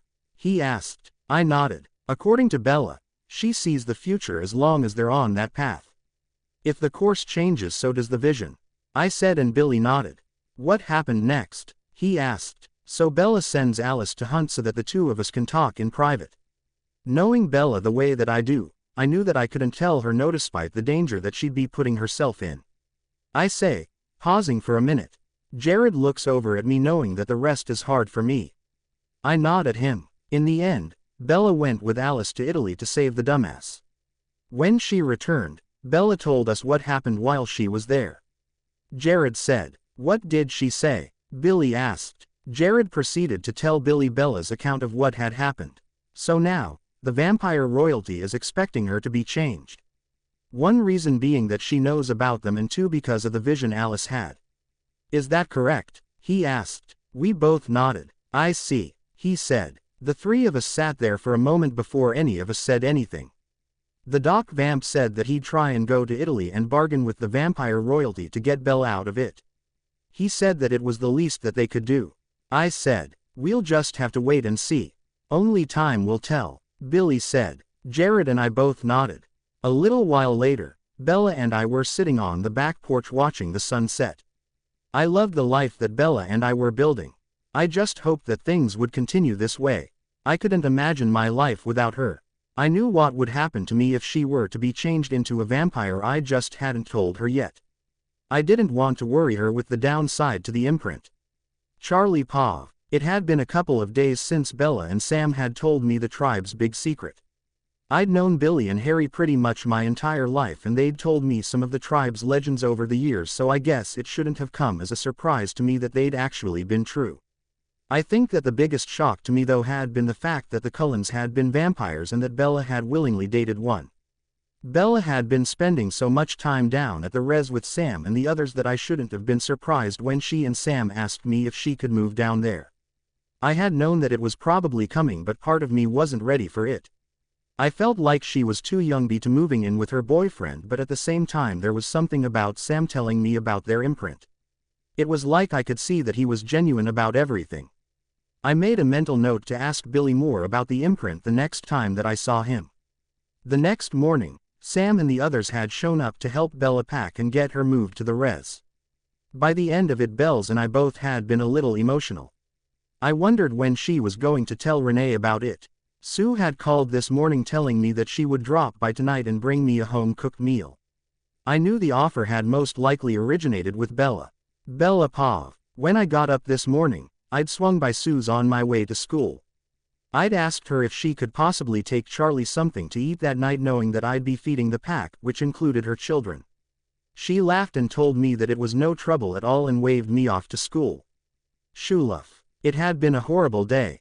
Several people had seen a few of the Cullens around town over the weekend and had started asking me questions. Were they back? Were Edward and I back together? I couldn't stand it. I'd texted Leah during lunch and asked her to meet me outside the school this afternoon. I needed someone to vent to, and I knew that it couldn't wait until I got home. When I walked out of the school, Leah was standing at my truck, but she wasn't alone. She was in a heated discussion with someone. The closer I got to the truck, I quickly realized who it was that she was talking to. Edward, I yelled when I got close. He turned around at the sound of my voice. What the hell are you doing here? I'm here to help you, Bella. Edward sighed. She doesn't need your help. Leah told him. She has us. That may be, but eventually one of you is gonna slip up and she's gonna be the one that gets hurt.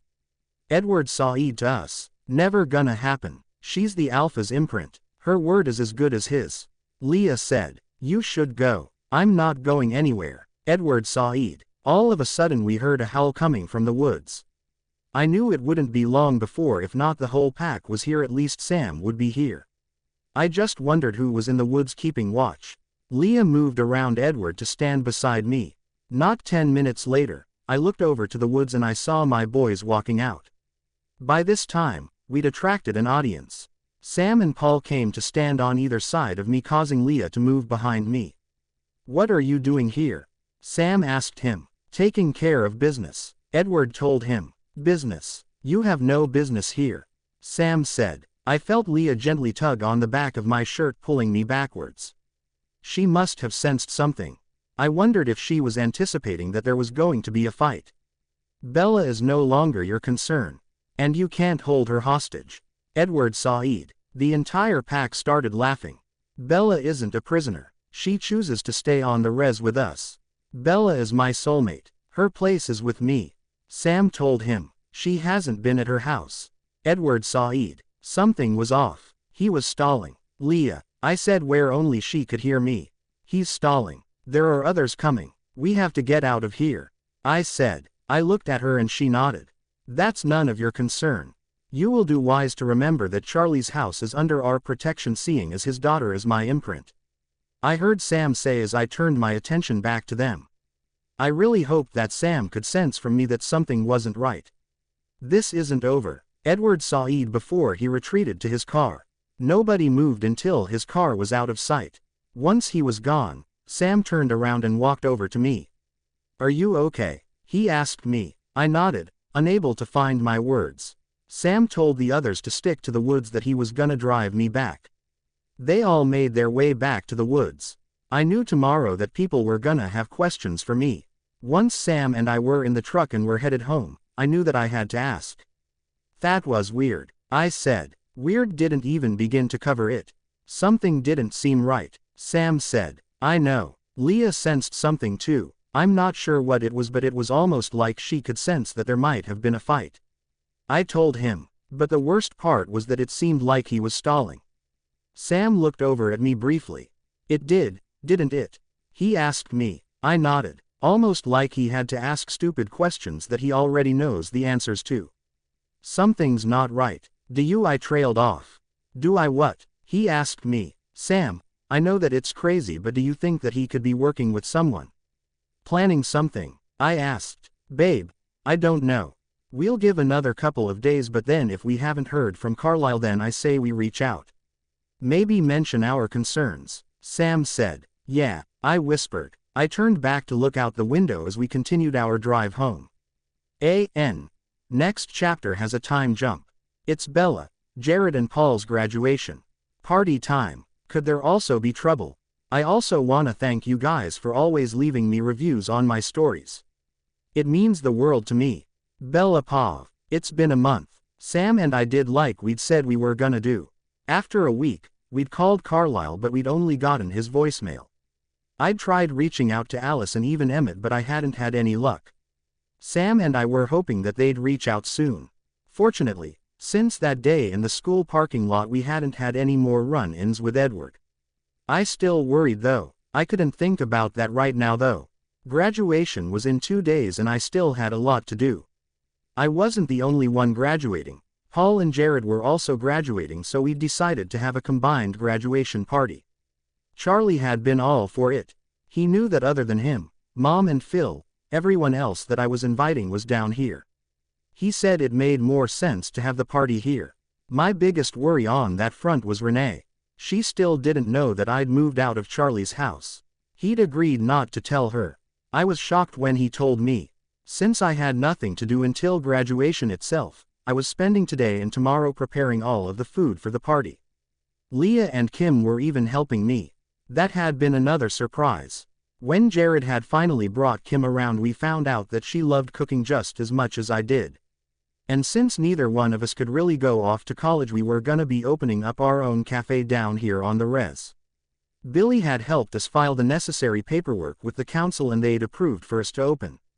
They'd given us a building near Joyatera's store. I couldn't have been more excited. I was hoping that as we got more imprints that they'd join us, but I was also hoping that if Leah decided to stop phasing that she would. She'd become my best friend. Renee and Phil were flying in this evening and Sam and I had agreed to go pick them up. Charlie thought that this would be the perfect opportunity for them to not only meet Sam but for me to tell her that I'd moved out of Charlie's house. That's where Sam and I were now. We were waiting at the airport for them. We were leaning against the side of his truck. "You're worried," he said. I rolled my eyes. He laughed. "I just don't know how she's going to react." "No, wait. I do know how she's going to react. She's going to tell me that I'm too young and that she doesn't want me to repeat her mistakes." I said. "What mistakes?" Sam asked. I sighed. "She and Charlie got married right out of high school. A year later I came along. By the time I was 2 they were divorced." I said. "She's made it quite clear that marrying Charlie and having me so young was a mistake." Sam wrapped an arm around me and pulled me into his side. "You are not a mistake. If she hadn't had you, we wouldn't be where we are now," he said. He always knew what to say to make me feel better. "Either way, as soon as I tell her that I've moved out of Charlie's she's gonna assume that I'm pregnant." I said. "Would it be so bad?" he asked. I looked up at him confused. "If you were." "No, but I don't exactly want to be pregnant at 18. You, the pack, Charlie and Billy are enough for me to take care of right now. Hopefully, one day Jake will imprint and then she can take care of Billy and that'll be one less thing for me to do." I said. "Don't let Jake hear you say that," he said. "I won't. Not to mention, Kim and I are trying to get the cafe up and going." I said. "That's fair. I hope you know that I'm not trying to push you into anything. It's just that my wolf gets excited when we talk about pups." Sam said. I couldn't help but laugh at the fact that we were talking about kids and Sam was referring to them as pups. God, the things I do for my wolves. I was quickly pulled from my thoughts as I saw Renee and Phil making their way out of the airport. I waved to them as they walked out. "Bella, I thought Charlie was coming to get us," Renee said as she approached us. I quickly hugged her. "Well, Sam and I thought it might be a good idea for us to come get you. We thought that maybe the 4 of us could grab a bite to eat before we headed back to Forks." I told her. "That sounds wonderful," Renee said before she turned to Sam. "You must be Sam," she said. He nodded. "Yes, ma'am, Sam Yulee," he said. It wasn't quite his alpha timbre but it was firm enough. "And this is my step-dad Phil," I said introducing him. Sam offered his hand out to Phil and Phil gladly shook it. "Let's get you guys loaded up," Sam said and he and Phil grabbed the luggage and tossed it into the back of the truck. The 4 of us climbed into the truck and then Sam worked on getting us out of the airport. Bella and I thought that we might go to this steakhouse that we like to go to when we're up this way. Sam said. "That is, if it's okay with you guys." "That sounds lovely, Sam," Renee said and I couldn't help but roll my eyes. As Sam drove through Seattle, I listened to Renee talk about the different hobbies that she's been trying to get into since I'd come out to Forks. It seemed like the list was endless. Then she starts telling me that she has a bedroom all set up for me if I decide to come to Jacksonville for college. I flinched slightly at the thought of moving to Jacksonville. However, I was never more grateful than I was when Sam pulled into the parking lot of the steakhouse. We climbed out of the truck and made our way inside. Thankfully we were quickly seated and we ordered our drinks. Phil had ordered a beer, as did Sam. I knew I had nothing to worry about but for the sake of appearances he asked me if he had one would I drive home and I nodded. "So, what's new, Bella?" Renee asked me finally after we'd ordered. "It's funny you should ask that," I said. I suddenly felt like I was 15 when I'd asked her to help me get on birth control. "Sam is my boyfriend," I said. Renee laughed. "I gathered that much, honey," she said. "I moved out of Charlie's house a little over a month ago and moved in with Sam. I've decided not to go to college and instead I am opening a cafe with a friend of mine." I told her. I felt like I had blurted it out but in reality I hadn't. I watched Renee for a minute. She sat up straighter while also leaning back in her chair. "How does Charlie feel about this?" she asked me. "He's very supportive. He loves Sam," I told her. She nodded. "Are you pregnant?" She asked. Told ya. No mom. I'm not pregnant. I have successfully been using birth control since I was 15. I told her. Bella, I can't say that I'm surprised even though I partially am, but I've always told you that you have an old soul. I mean no offense when I say this, but when I think back to moving in with Charlie and marrying him, then having you so young, I wished that I'd waited. Renee said. I'm not you mom. Sam and I aren't you and Charlie. I said, my voice void of any emotion. The only thing she did was nod. We didn't say a single word to each other the rest of dinner. The only conversation was between Phil and Sam. They mostly talked about sports. When we'd finished dinner, I'd asked Sam if he was okay to drive. I knew he would be, but I also knew that we were keeping with appearances at least until we dropped them off at Charlie's.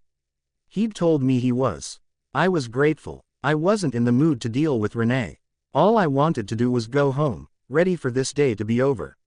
Sam paused. I knew when we'd left the restaurant that Bella was upset.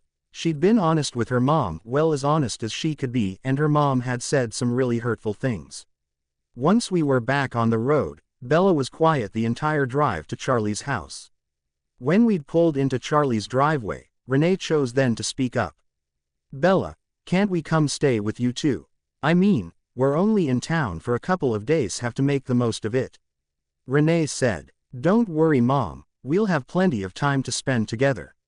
Sam and I just don't have the room right now. I told her, and it was partially the truth. Leah had gotten into a fight with Sue, so she was crashing in our guest bedroom. I hadn't asked her what it was about, knowing that she'd tell me in her own time. Well, okay then, I guess we'll see you tomorrow. Renee asked. Yep, I gotta help Sam with his youth group, then I can come get you and show you around the res, mom. Bella told her. We'd decided that since Renee and Phil would be spending some time on the res, that our cover story for the pack would be that I've been mentoring a youth group. We thought it was perfect.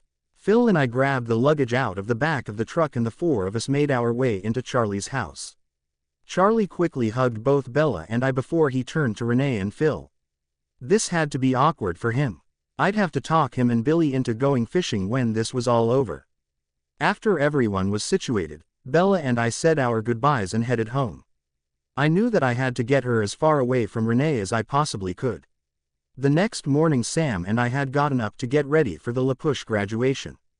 I was excited. When we arrived at the high school, it didn't take long for us to find Jared and Paul. They both looked nervous. What's wrong? I asked. They'd told me that they were both nervous. I told them that everything would be okay.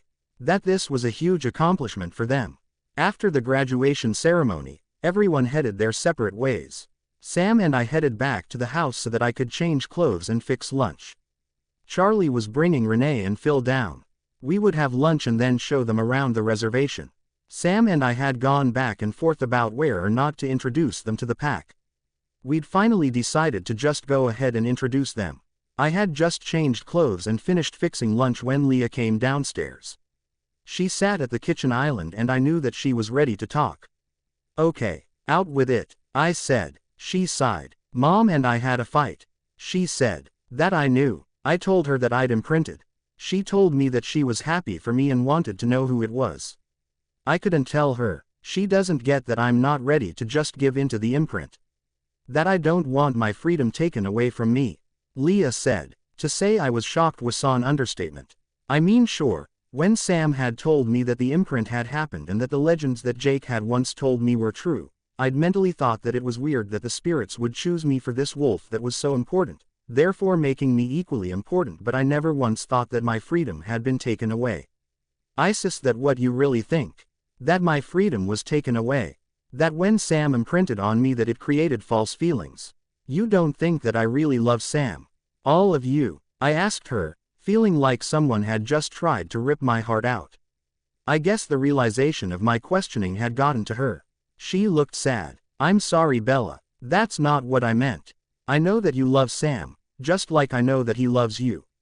I just meant, she trailed off, trying to find the right words. Because let me tell you something. The imprint doesn't create false feelings nor does take your freedom away. The imprint guides you. It guides you to the one person that the spirits feel is your perfect match. You don't instantly fall in love with the other person. But Leah, Something you do need to know about the imprint is this: the longer that you're away from your imprint, the more pain that you and him will be in. When I went to Italy, the pull was almost unbearable, and it was just the same for Sam. I told Leah. She nodded. I'm sorry, Bella. I never meant to upset you. I think I'll go for a run, clear my head, Leah said, and I nodded. After Sam and I had lunch with Renee, Phil and Charlie. We gave them a tour of the house and showed them around the reservation. Charlie ended up staying at the house. Something about there was a game on that he wanted to see. We showed Renee and Phil the building where the cafe would be, and surprisingly Renee had been nice about it. When we got back to the house, Billy had joined Charlie to watch the game. Phil joined them while I headed to the kitchen to started prepping for dinner that night. Sam and I had decided to invite the pack over and grill out with everyone. I was making potato salad when Leah came in the back door. Hey, I said. She looked upset. I'm sorry, she said. I looked at her confused. About this morning. I nodded. I know. I forgive you. I wasn't trying to be hard on you. I just wanted to seriously think about everything and everyone that is involved. I said, choosing my words carefully considering our visitors. I know, and I will. She said. Good. Now go talk to your mom and invite her for dinner. I told her and she nodded, before heading back out the back door. When Leah left, Renee walked over to me and hugged me. What was that for? I asked. Is she one of the ones that Sam is mentoring? Renee asked me. Sort of. Why? It's just you're really good with her. Charlie said you're good with all of them. Almost like a pack mother, he said. She told me. I looked over her shoulder at Charlie and glared at him. He gave me a sheepish smile. Yeah, I guess so. I mean, they all know that they can come here whenever for whatever. We feed them, help them whatever they need. I told her. It was the simplest explanation I could give without telling too much. I guess she trailed off trying to find the right words. I was never happy here. I guess I just didn't expect that you would be. Renee said. I leaned against the kitchen island. I crossed my arms over my chest. Mom, I'm a caregiver. I spent so long being the grown-up around you that when I came to live with Dad I didn't know how to just be a teenager. So when Sam and I met and he told me that he was mentoring some teens, it just made sense for me to help him. I told her, and it was mostly true. It was a few minutes later that Sam came in to grab all of the meat to throw on the grill. Leah had come back, this time entering through the front door with Sue. Sue had been shocked to see Renee, but they'd quickly hugged and made their way out to the front porch to sit on the swing and talk. After I finished all of the sides and got them in their dishes, I headed out back. I noticed that all of the guys had joined Sam in the backyard and Paul and Jared were building a bonfire for after dinner.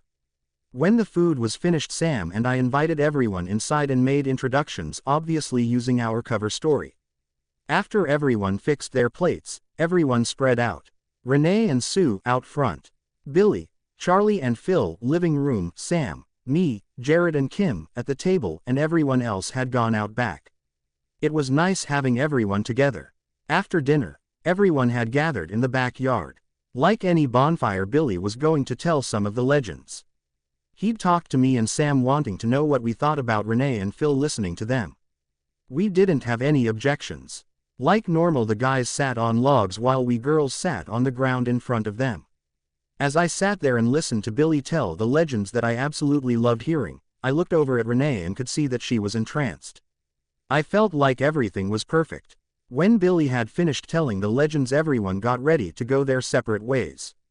I told Renee, Charlie and Phil that we'd meet them in front of the school gym in the morning. They all agreed, saying that they'd see us then. When I'd closed the front door, I leaned against it and released a breath that I hadn't realized that I'd been holding. When I opened my eyes, I saw the entire pack plus Billy and Sue staring at me laughing.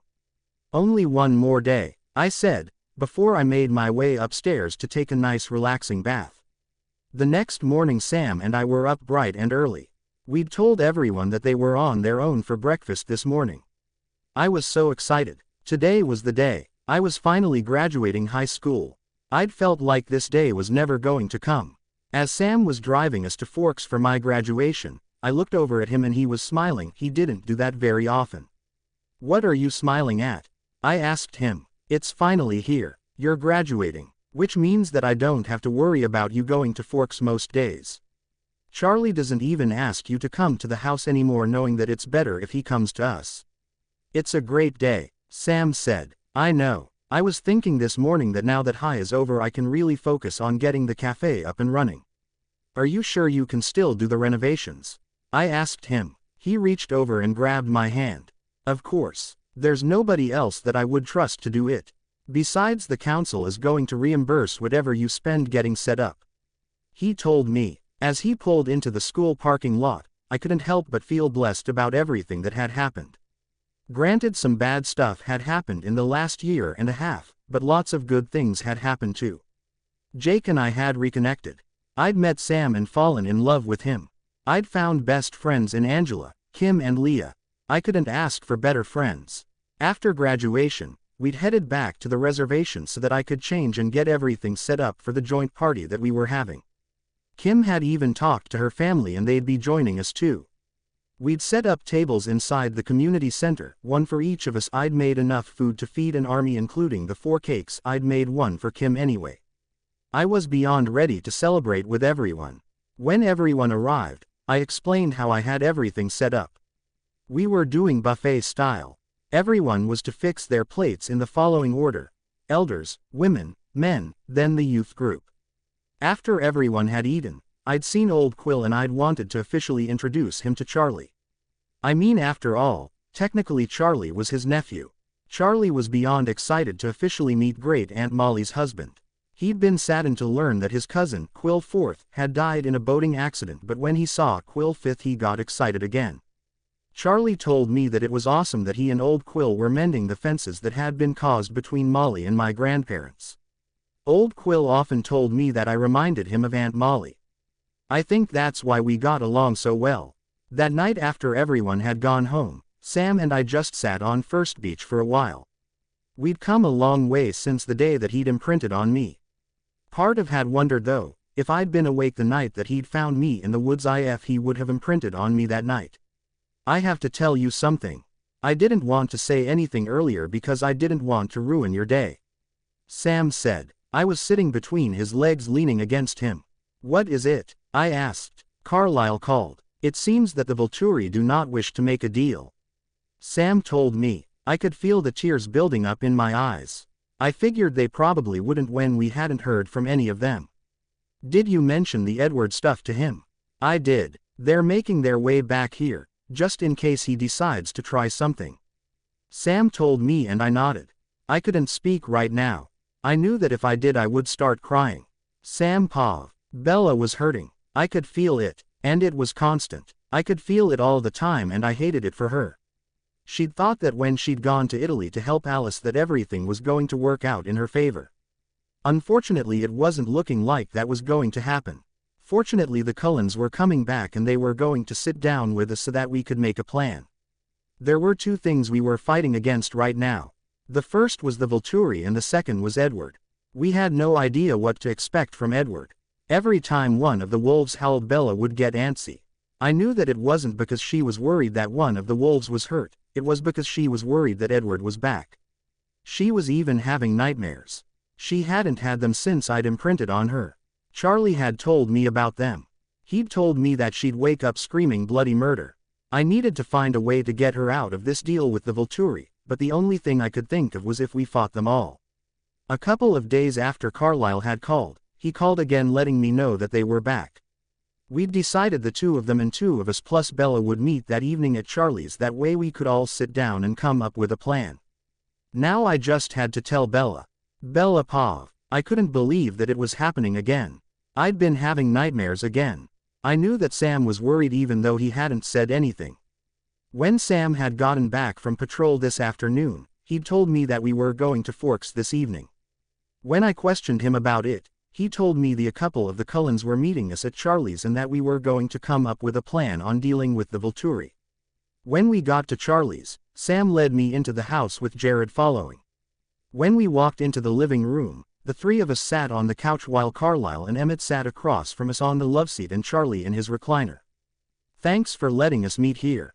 Carlisle said to Charlie. Well, Sam, Billy and I agree that my house can be used as neutral territory.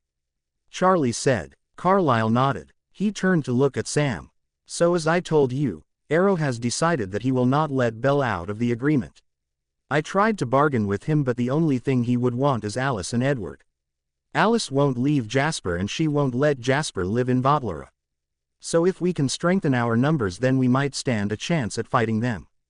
Carlyle said, well, the only way for the pack to grow in numbers is if a new wolf phases. That only happens due to the presence of vampires. Sam told him, okay, I have some friends allies if you will that I can call. I'm sure that they'd help us.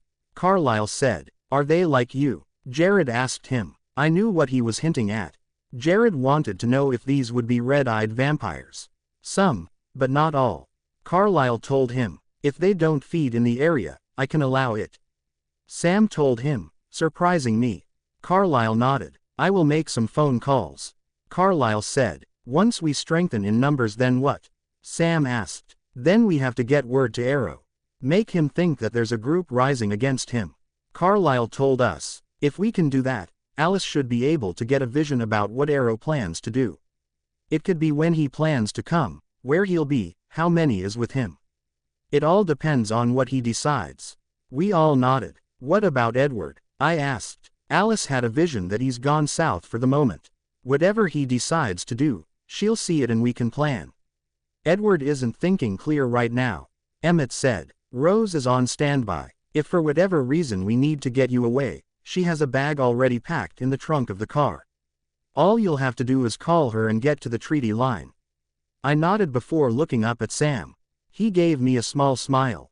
It wasn't long after that we headed back to the reservation.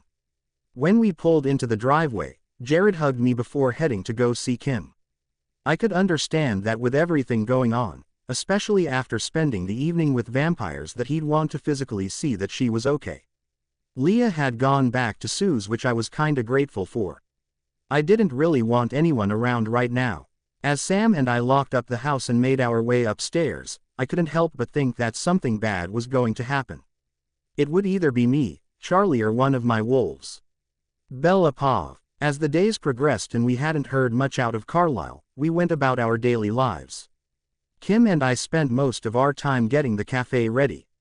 We were still in the middle of renovations, which Sam, Jared and Paul gladly helped with. The rest of the pack spent majority of their time patrolling. Fortunately it was summer, so nobody had to worry about school right now. I was worried about Leah though. She still hadn't told anyone who she'd imprinted on. I was worried that if she didn't tell anyone soon, that she'd start to feel the effects of the imprint. This particular day, I'd told Sam to keep everyone away from the house, that I was inviting Leah over and I was going to talk some sense into her. He reluctantly agreed, issuing an alpha order when Leah hadn't been phased. After Sam had left that morning, I'd fixed Leah and I all kinds of junk food. I knew that this was going to be a comfort food kind of conversation. When she arrived, I was sitting at the table working on my third cup of coffee. I pointed to the chair next to me, for her to sit. Bells, what's going on? She asked me. I think that you and I need to talk. Serious talk, I said. The only thing she could do was nod. How have you been sleeping? I asked her. Not well. I can feel the pull. Leah said. I figured you might. How long's it been? Couple months. He knows. He's been blocking his thoughts, as have I. She said. I know. You're not going to be able to keep it up much longer. I told her. I know, but I don't exactly want the entire pack to know about it. They'll think differently about me. She said. They won't. They'll be happy for you. They want to see you happy. They know that you've had a rough go of it the last couple of years. They all just want you to be happy. Sam included. I told her. So what do I do? She asked me, tears running down her face.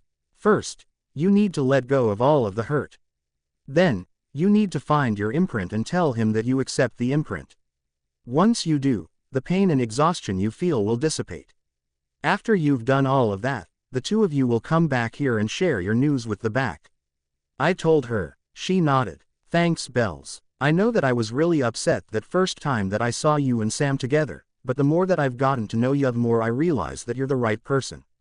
She said. The right person for what? I asked. To be the Alpha's imprint. You take care of everyone. The elders included. Leah said before she got up and left. That night at dinner we were sitting around when Paul spoke up. "Where's Embry and Leah?" he asked. "They'll be here soon." Leah called. She needed his help with something. I told them. I'd figured it out shortly after she'd imprinted. I had noticed that they were hovering over each other without the other, or anyone else for that noticing. It was another 45 minutes before Leah and Embry came walking in. "Sorry we're late," Leah said. She had a smile on her face from ear to ear. "It's okay. There's plates for you guys on the stove," I told them from my spot next to Sam on the couch. We were watching a movie with the rest of the pack, enjoying the quietness while it lasted. "Before Embry and I eat, I have an announcement," she said, causing everyone to look at her.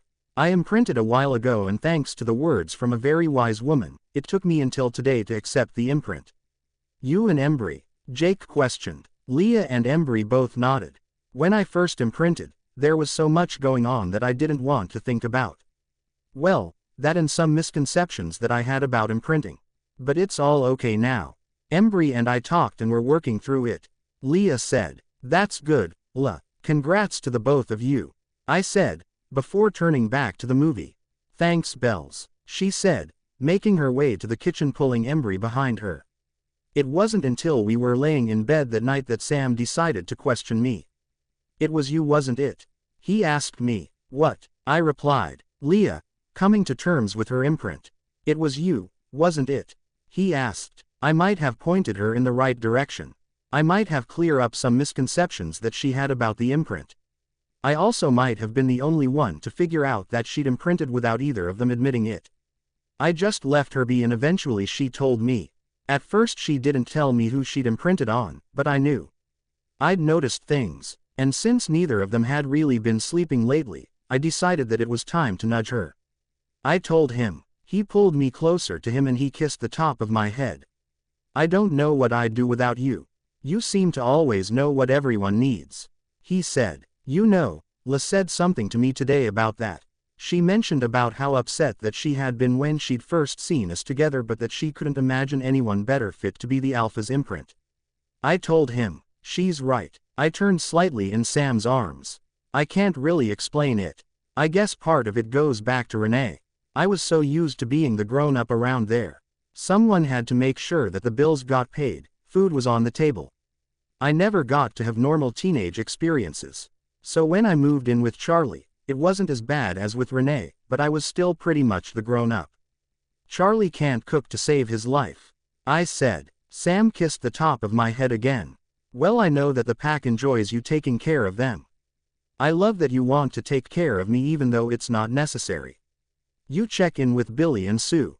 I mean, even old Quill has talked about you checking on him, even though Joy makes sure that he has everything," Sam said. I shrugged. "I guess that's just who I am.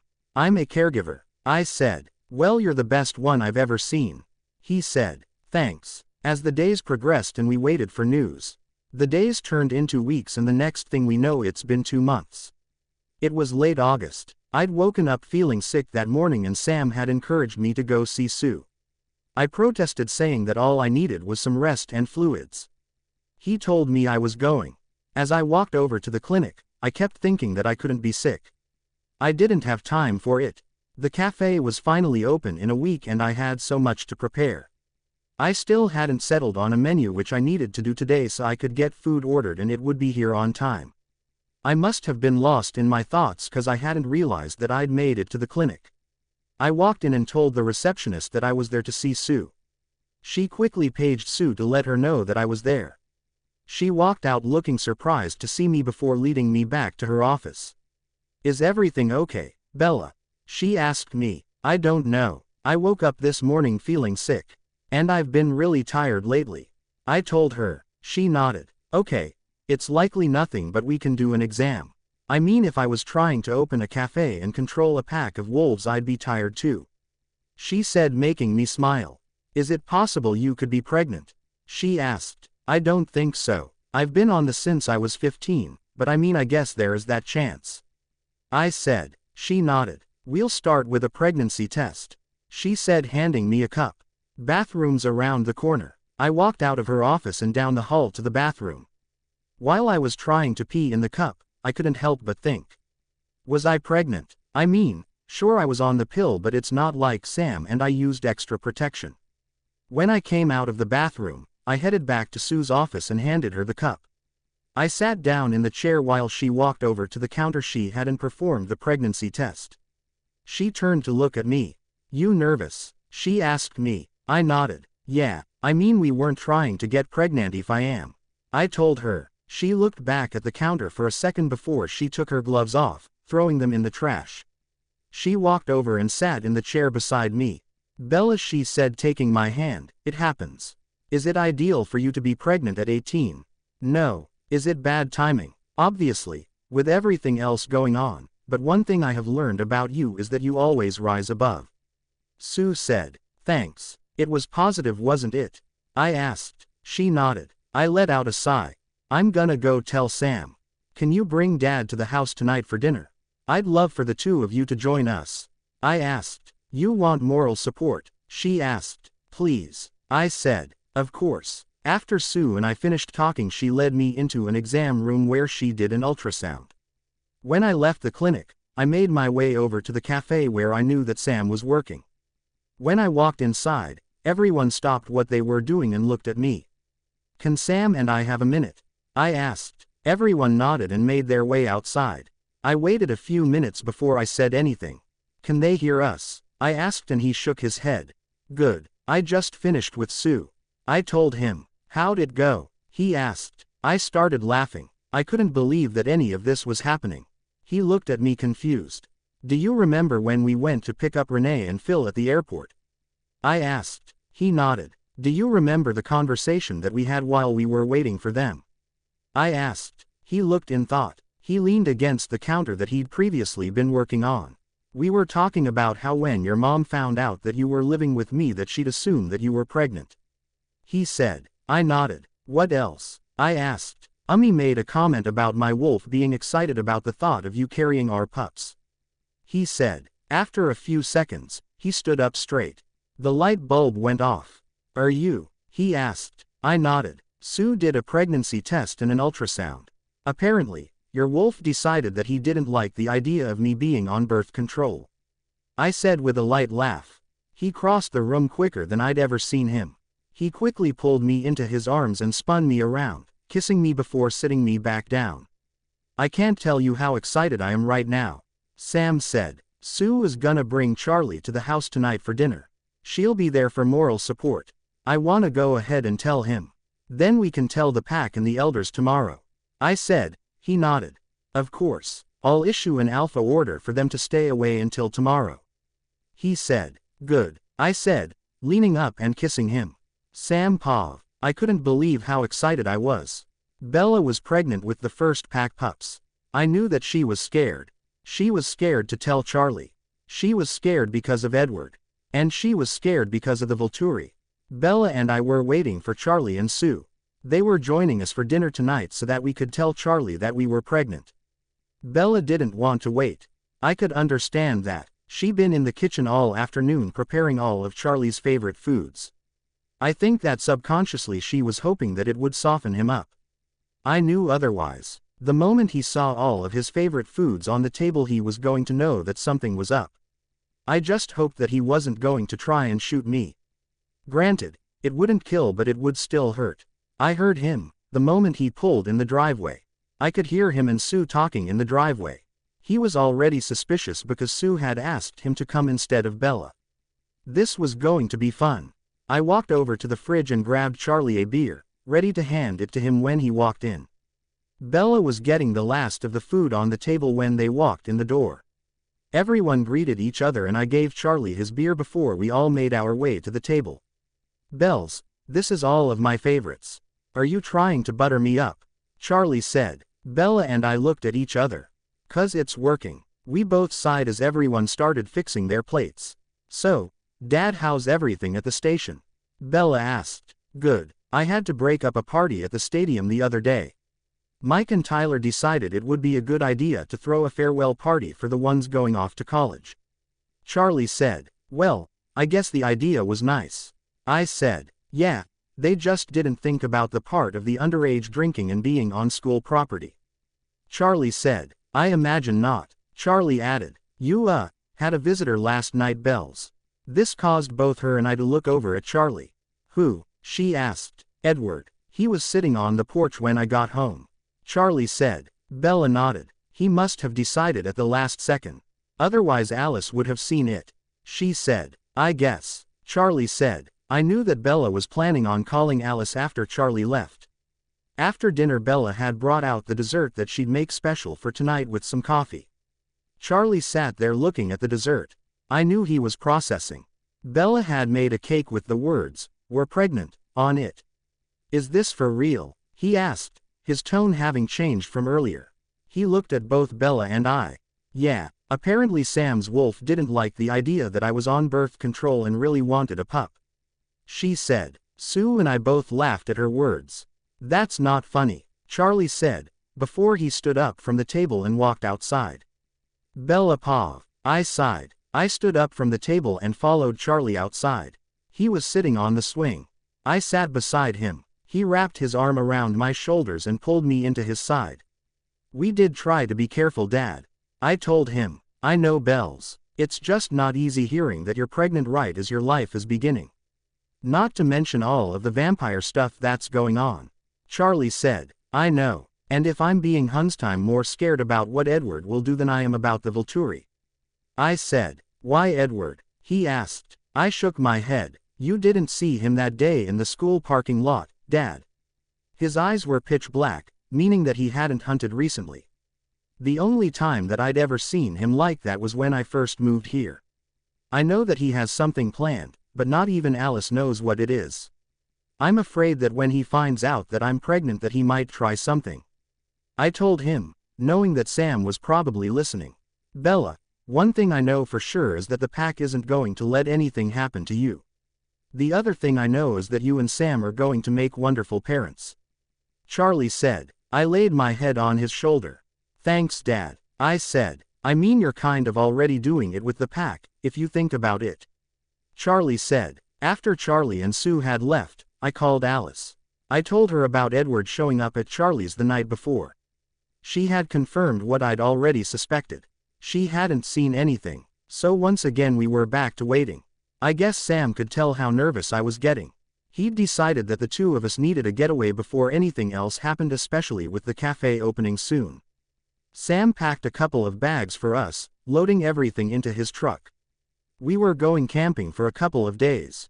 I had a feeling that something else was going on, but I didn't feel like asking. It was a little while later that we were pulling up to a small cabin. Where are we? I asked him. The cabin used to belong to my grandfather and he left it to me when he died. I thought it would be nice to stay here for a bit. Sam said, and I nodded. I climbed out of the truck and took in my surroundings while Sam started taking everything inside. I was about to start making my way inside when I saw a flash of gray and silver. Paul and Leah. I rolled my eyes. I made my way inside to see Sam putting the food up. I thought it was just going to be us. I said, crossing my arms. He looked up at me. It is, he said. I shook my head. I just saw Paul and Leah running through the trees. I told him. Sam closed the refrigerator and leaned against the counter. He rubbed his hand over his face. I didn't tell you because I didn't want you to worry. We think that Edward is going to come after you.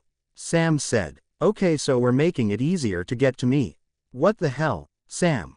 I started yelling. No, he said in his alpha timbre. We're setting a trap. The Cullens are on the other side of the woods and Paul and Leah are sticking to this side. We think if we can give him enough of a gap that we can catch him before he can do any harm. Sam said. I'm not happy about this. I said, making my way towards what I assumed was the bedroom and slammed the door. Sam paused. Bella definitely wasn't happy. After she'd slammed the bedroom door, I finished unloading the truck and putting everything away before I headed outside to check in with Paul. When I walked outside, I walked around the side of the house and whistled. A few minutes later, Paul came walking through the woods with his shorts on. How's it look? I asked him. Haven't picked up his scent yet. Paul said. I nodded. Everything okay in there? He asked. I raised an eyebrow at him. Sounded like she was pretty pissed. I mean, you never use your alpha voice towards her. I was upset. I knew that I shouldn't be. He was just concerned. I nodded. Yeah, when she got out of the truck, she saw you and Leah running through the woods. She got pissed because we didn't tell her what was going on. I said. Paul nodded. Let me know when you pick up his. I'll need to tell her the other part of the plan, I said, turning around and going back in the house.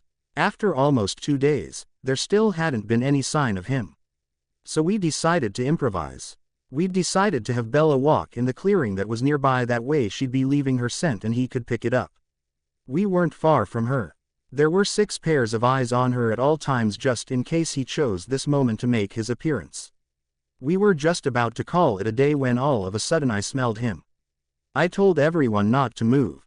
I wanted to see what would happen, knowing that one of us could get to her quickly. Bella Pav. Edward. I tried to say calmly. Bella, you've been hard to find. Let alone get you separated from them.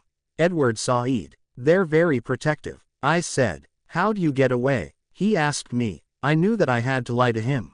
Just like I knew that Sam was watching me. Sam and I are staying in his grandfather's cabin nearby for a break. He decided to check in with the pack since they're all back at La Pushkout. I'd take a walk, I said, and he nodded. I looked at his for the first time and realized that they were red. Oh, Edward, I said. He hung his head. I couldn't help it. I knew that I needed to be strong, if I was going to be able to protect you from Arrow. Edward Saeed. Edward, you should go see Carlisle. He can help you, I said. He shook his head. No, he'll be ashamed of me, he said, looking back up. We have to get out of here, Bella. The Volturi are coming, he said. What are you talking about? I asked him. Someone I know on the guard called. Said that Arrow has been planning very carefully.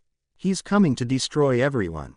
The coven, the pack, the reservation, and Forks. He's coming to kill everyone. Edward Saeed. I guess that was when he smelled it. Bella, you don't smell like you. You smell different. I mean, you smell more wet dog than you do you. He said. I knew that it had only been a matter of time. Edward the first tried to say. The pack must have been getting closer, cause Edward started looking around. He defiled you. He's impregnated you with one of them. Edward snarled. Everything after that happened so quick. Edward grabbed my wrist and spun me around so that I was behind him. The pack and 3 of the Cullens quickly enclosed on us. My wolves were growling at him. Edward, it doesn't have to be like this. Just let me go, I tried to tell him. Sam and Paul were inching closer to him. I didn't see Leah anywhere. I assumed that she was probably somewhere behind me, ready to grab me as soon as Edward let go of me. The closer that Sam and Paul got, the tighter Edward's grip on me got. I'm taking her away from here. Edward Saeed. I could tell that he was trying to read their thoughts. Then so be it, he said, simultaneously letting go, and he took off running with the boys following. Bells. I turned around and saw Leah standing there. We have to get out of here, she said, and I nodded. She quickly picked me up and ran towards the cabin. When we were inside, she put me down on the floor. Stay in here. I'll be outside, but whatever you do, stay inside, she told me, and I nodded. And with that she walked outside. I started by trying to sit on the couch and read a book. That quickly failed, so then I decided to clean the cabin, if only just to distract me from what was going on nearby. After I'd cleaned, I still hadn't seen anyone, so I started pacing. I knew that it wasn't good, but I didn't know what else to do. I'd tried looking out the window a couple of times, but all I saw was Leah laying on the ground in front of the cabin. I'd ended up laying on the couch, and I guessed that I'd dozed off because when I woke up my head was laying in Sam's lap and he was running his fingers through my hair. How was your nap? He asked me. Good. I think I worked myself into exhaustion, I said. I know. I could feel your panic and anxiety, Sam said. I nodded from my place in his lap. Is it over? I asked, not really sure if I really wanted to know. Yeah, it's over. Carlisle was exactly thrilled by the outcome, but it had to be done, Sam said. I know. He broke the treaty, Sam. I told him. What are you talking about? Sam asked. When I looked at Edward's eyes, they were red. He'd fed on a human recently. And that's not the only thing. He said that he heard from a contact in Italy that Arrow is plotting. He's planning on bringing the entire guard here. He's coming to kill everyone. The Cullens, the pack, the entire reservation, and everyone in Forks. I said. He kept stroking my hair. It's going to be okay. We aren't going to let them hurt anyone, okay? Just rest. You need your rest, Sam said. Bella paused. When Sam and I returned from the cabin, we got busy very quickly. Kim and I got the cafe opened pretty quick. I was surprised that so many people were coming to the cafe. I think that the most surprising thing to me was how busy we seemed to stay. We were only open for breakfast and lunch. I wanted to make sure that we still kept our nightly routine. Sam had been busy since we'd been back. The Cullens had invited some friends to come stay with them while we prepared for the Volturi's arrival. This in turn had caused a few more wolves to phase. So now we also had Brady and Colin. They were the youngest to ever phase. They were only 13. When they first phased, we knew that we were going to have to explain things to their parents, just so they knew what to look for. While it was summer, Sam had majority of the boys working with him at his construction company. The ones that weren't working with Sam were helping Jake. He'd decided to get his GED and open his own mechanic shop. I was proud of him. It was something that Jake was good at, working on cars. I mean, hell, he'd fixed my truck more times than I could count. Leah and Embry had been getting closer. I had a feeling that it wouldn't be long until they would living together full time. Right now they were bouncing between Sue's house and Tiffany's house. That had been a disaster. Flashback: Sam and Bella's house. Leah and Embry had decided to tell Tiffany everything that was going on, with permission from me and Sam, so that she could understand their relationship better. I offered to host a lunch at our house, hoping for a neutral location. Kim was running the cafe and had gotten one of her friends to help out for the day so that be here for the lunch. I'd spent the morning fixing a ton of comfort food, hoping that it might help ease everything. When Leah had arrived with Sue, she started pacing around my living room. I'd tried to calm her down, but nothing I did seemed to work. It was about 45 minutes later when Embry and Tiffany arrived. Embry was quick to greet Leah and then Sue. When everyone headed to the table, he hugged me and kissed my cheek. He whispered a thanks in my ear, before sitting at the table himself. Tiffany, Sam and I just want to say that we're glad that you could join all of us today, I said, as everyone started fixing their plates. Well, I don't really understand what's going on, but Embry insisted that I come today. Tiffany said, well, I for one think that it's nice that we're all spending time together.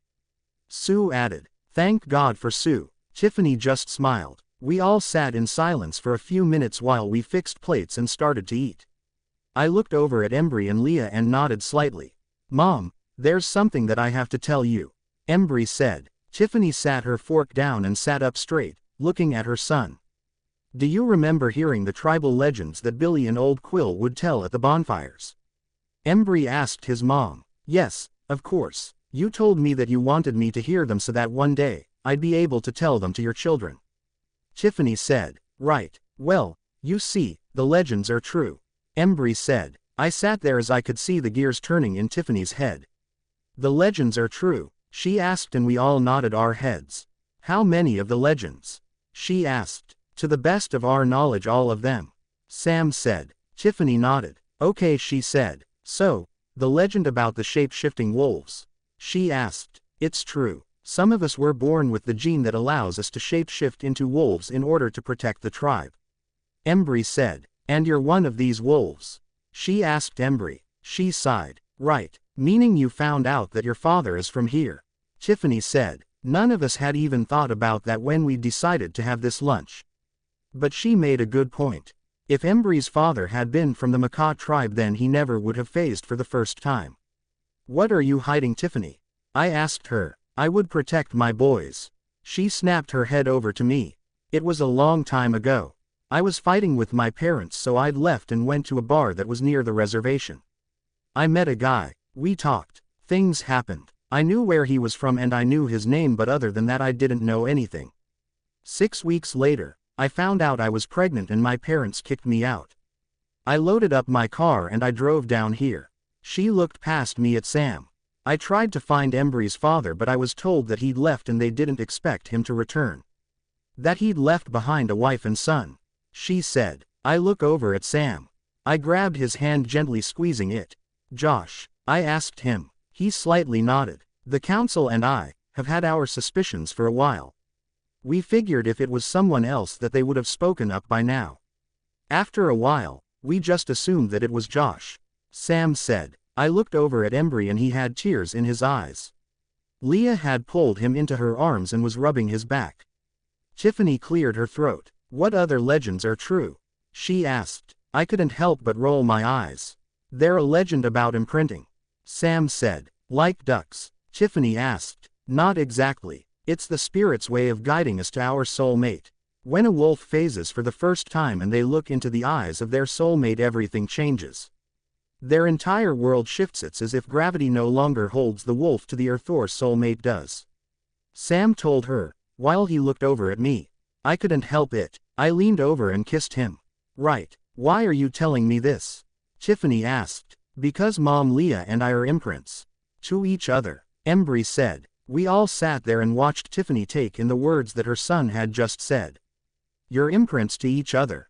She said. We all nodded. That means that Leah is a wolf too? She asked. The only female wolf in the history of the tribe. Leah said. Wow. Okay. Tiffany said. End flashback. Needless to say, it had been an eventful day. Ever since that day, things had been calm, so to speak. Sam had to Embry that if he wanted a DNA test to confirm what we suspected, that he'd do it. He knew that Embry wanted to know where he came from. Not only that, Embry thought that it would cool to have the confirmation that he also had a brother. A few weeks after that lunch with Tiffany, Embry and Sam had gone over to the clinic to meet with Sue to do a DNA test. Embry had gone back and forth trying to decide if he wanted to do it, and he'd finally decided. While they were gone to do that, I had Paul and Jared painting the nursery a neutral color so that I could start decorating. And then my phone rang. I looked at the caller ID. It was Rose. Rosalie, I said, answering my phone. A letter came for you from Volterra. She said. I see. Can I see one of the boys to pick it up at the boundary?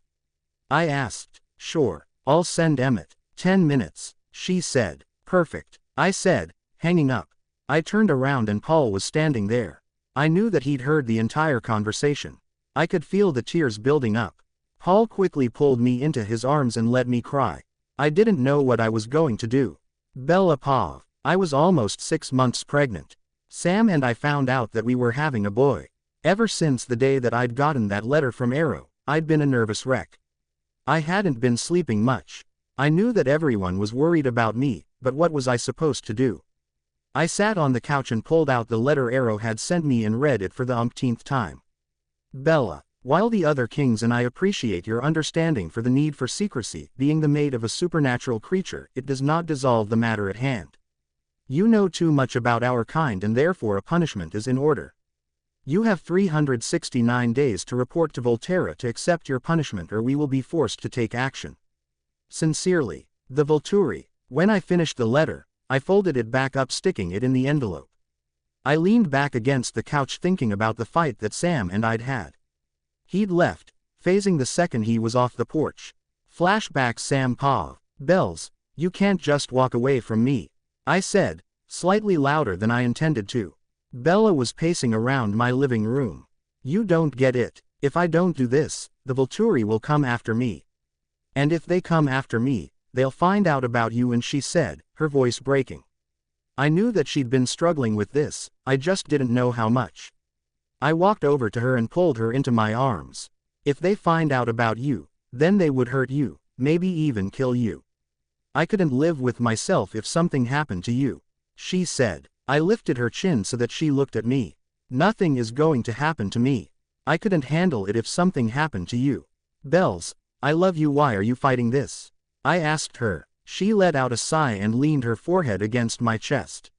What do we do? She asked me. I kissed the top of her head. We still have time. We'll figure it out. I told her. She looked up at me. I never should have gone to Italy. She said. I leaned my forehead against hers. I couldn't agree more. End flashback. I'm sorry, Sam said, pulling me from my thoughts. I looked over at the doorway where I saw him standing. You walked out, Sam. You might have agreed with me that I shouldn't have gone, but you still left. I said. He walked into the living room and sat in his recliner. I don't know what to do here, Bells. You're 6 months pregnant and vampire kings are after you. I don't know how to guide us through this. he said. I sighed. I know. The coven's bigger, even if only temporary. The pack's growing. We'll figure it out, I guess. I said, not entirely sure. Yeah, he said. It was another couple of months before anything happened. Sam and I were at home enjoying an evening with our friends and family. Dad, Sue and Billy had even joined us. Everyone had been on edge since Arrow's letter had arrived, and even more so since I was nearing the end of my pregnancy. It was like everything happened at once. Alice called about a vision she had. She said that the Volturi would be arriving in 7 days. The second I hung up with her and told the guys, I felt a sharp pain. Sam must have felt my pain through our bond because he was beside me quicker than I'd ever seen him. No sooner than I could tell him what was wrong, my whole world went black. Sam, Pav, what just happened? Paul asked, running over to me as Bella fainted and I caught her. I think she's in labor. I said, we need to get her to the clinic. Sue said, jumping up from her spot on the couch. I picked Bella up and we all headed to the clinic. Sue led me back to one of the exam rooms and I laid Bella on one of the tables. Sue told me that she and Leah could handle everything and that she'd let me know if she needed me. The only thing I could do was nod. I made my way back out to the waiting room where everyone was waiting for me. We have a problem, I told the guys. Everyone looked at me. Alice called and said that the Vampire Kings will be here in 7 days. I told them. What do we do? Jared asked. We need to make sure that everybody is ready. It's looking like I'm gonna have to go with Plan B. I said. You can't do that. It will kill Bells. Paul snapped at me. I turned and growled at him. You think I don't know that? I said in my alpha timbre. I ran a hand over my face. I don't have much of a choice. These kings have vampire that is basically a supernatural GPS. I can't send Bella. She won't do anything that will put us in danger, let alone our child. There's only one person outside of this room that she will trust the baby with. I told them. The blonde. Paul said and I nodded. I need you to get her. Make whatever compromise you have to get her here. I ordered him. You got it. Seth, let's go, Paul said. Paul grabbed Seth and they headed out. Charlie cleared his throat, getting my attention. Are you sure about this? He asked me. I don't have a choice, Charlie. She's the only one that Bella will trust to protect the baby against her own kind. I told him and he nodded. I walked over to a chair and sat down, putting my head in my hands. She was going to be okay. She had to. Paul, Pav, Seth and I ran as fast as we could to the Cullens' property and I knocked on the door. The leader, Carlisle, I think, answered the door. Paul, he said, we need to talk to you and Blondie. I said. He nodded. He grabbed the blonde and came outside. What's going on? She asked. Sam sent me. It's Bella. I need you to come with me. I know that you don't exactly trust us, so if you want to bring someone with you that's fine, but I need you to come with me. I told her. What happened? She asked. I sighed. Bella's in labor. I told her. She nodded. Let's go, she said. The three of us took off running through the woods. It didn't take us hardly any time to get back to the clinic. Sam, Pav, I was worried. Neither Sue or Leah had been out with any news about Bella. This just made me worry even more. About 20 minutes after Paul had left, he was back and he had the blonde with him that Bella trusted. You came? I asked. She nodded. I may not have always liked Bella, but I'd do anything for her. She said. I nodded. She sat down beside me. What can I do? She asked. I sighed. When we realized that Arrow wasn't going to let this go, Bella and I made several plans just in case. Because of certain events today, we're going with our backup plan. If Bella does in fact deliver today, I need a favor. She nodded again. Outside of the pack and our families, you're the only one that she trusts to take care of the baby. She mentioned that Dimitri is a supernatural GPS. As long as the baby is okay, I need you to take our son and get far away. You're the only one that can protect him. I told her. She nodding, looking down at the floor. You know that I won't go anywhere without Emmett. But I will protect him. She told me. I know. She speaks highly of Emmett. She calls him her big bear. Just leave a number where we can contact you. I told her. Of course. I should go pack and tell the others. Don't worry, I won't tell anyone where we'll be going. Call me when it's time. She said, standing up. Rosalie, I said, causing her to look at me. Thank you. She smiled at me. It was several hours later, when Sue finally came out. I stood up the second I saw her. How are they? I asked. She grabbed both of my hands. They're both perfectly healthy, she told me. Really? I asked. She nodded. I could feel the tears building up in my eyes. That's great, I said, and she hugged me. Sue, when can he travel? It's important that we get him somewhere safe, I told her. She looked in thought for a minute. As far as I'm concerned, he can travel now. Preferably in a car, she told me. Thank you. Can I see them? I asked. Of course. Come on, she said. She led me back to the exam room that I'd put Bella in. When I walked in, I couldn't believe my eyes. There was Bella, laying there holding our son. I walked over to them and kissed Bella on the top of her head. Hey, she said. Hey, how are you feeling? I asked her. Tired, sore, happy. It's hard to pick, she said. I sat in the chair that was next to her. Did you decide on a name? I asked her, knowing that we'd been going back and forth on the name since we'd found out that we were having a boy. She smiled. I did. She handed me our son. Meet Levi Charles Yulee, she told me. I felt the tears roll down my face at hearing that she decided to name our son after both of our fathers. I think it's perfect, I said. I sat there just staring at my son. Sam, she said, and I looked up at her. We have to get him out of here. Arrow won't care that he's a baby, she said, suddenly looking sad. I know, baby. Plans are already in motion. Rosalie is just waiting for my call, I told her. She nodded. Bella and I spent a little time with Levi before I told her that it was time. She nodded as the tears fell down her face. Leah had helped her change clothes and move to a wheelchair.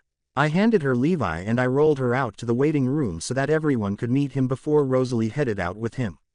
My wolf was nervous at the fact that we were handing our son over to a vampire to take care of, but at the same time, I think he knew that this was our best option. Everyone, meet Levi Charles Yulee, Bella told everyone. Charlie walked over and Bells handed him Levi. Charlie looked down at my son and I could see the tears. You did good, both of you, Charlie said. He looked over at me. You know, I knew your dad. Not as well as Billy and Harry, but still I think he would have enjoyed being a grandfather. Charlie said. Maybe, but he couldn't even handle being a dad, so I said, trailing off. Embry and I had gotten the DNA results back, but we just couldn't bring ourselves to tell anyone.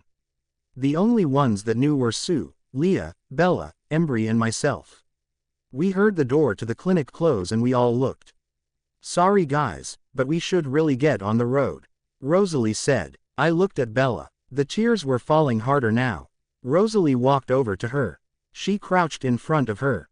You trust me, right? Rosalie asked. Bella nodded. I promise you that I will keep him safe. Nobody knows where we're going, so he will be safe from the Volturi. Rosalie told her. I know. It's just hard. Bella told her through her tears. I know, she said, standing up. Charlie handed her the baby. She turned towards me. Call me when it's safe. I nodded. The exact second, I said. I watched as Rosalie and Emmett carried my son out the door. Now it was a waiting game. Hopefully everything would be over within 7 days' time. I wanted my son happy. I wanted my family together. I was ready to rip some vampires apart. Bella Pav. It was finally here. The day that we'd all been dreading. The Volturi was coming today. Carlisle and Sam both have tried to assure me that everything would be fine. I wasn't so sure. The pack and I had gathered in the field the day before, deciding to camp out there. The Cullens and their allies would be meeting up with us. I was nervous. Today could very well be the last day of my life. Arrow and his guard could very well kill all of us today. And if he did, I'd never get to see my son grow up. I was standing in the clearing waiting for the others when Sam walked up to me. What you thinking about so hard? He asked me. Everything, I said. Sam, you have to promise me something. He nodded. If something happens to me, Bella, nothing is going to happen to you, he told me. I shook my head. You don't know that. It's highly possible that Arrow could come today and decide that since I won't change, that he'll just kill me. Sam, we need to have things in place, I said. Sam grabbed me by my shoulders to hold me in place. I want you to listen to me and listen good. Nothing is going to happen to you. Carlisle and I already have a plan in place. Paul is gonna be beside you the entire time. If anything starts to go wrong, Paul is gonna get you out of here and get you somewhere safe. Do you understand me, Sam? You don't get it. There is nowhere safe for me. Dmitri will be able to find me anywhere I go. I yelled at him. Do you trust me? He asked and I nodded. Then trust that I'm going to get us out of this, and when I do, we're going to live our life. You're going to enjoy your cafe. I'm going to keep building my construction company. We're going to raise our son and maybe someday have more kids. Just trust me that I know what I'm doing and that everything is going to be okay. Sam said. I wanted to believe him. I really did, but I was having trouble. I trust you, I said quietly, even though I knew that everyone around us could hear me. Jared and Jake started growling, pulling us from our moment. You should phase, I told him, and he nodded.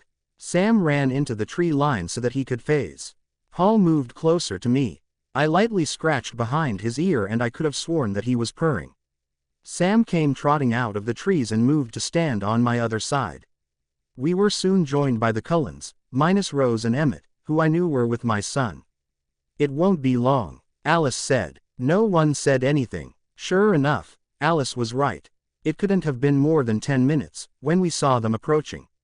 Arrow was in front with Keys and Marcus flanking him on either side. I could see the higher-ranking guard members that I'd either met or Alice had told me about not far behind them. Well, what do we have here? Arrow said. Arrow, Carlisle said. Quite the crowd you've gathered here today. Arrow said. She isn't a danger, Arrow, and you know that. Carlisle said. I have no proof of that. You seem to be missing a few members of your coven. Where is Edward? I remember that he was part of this.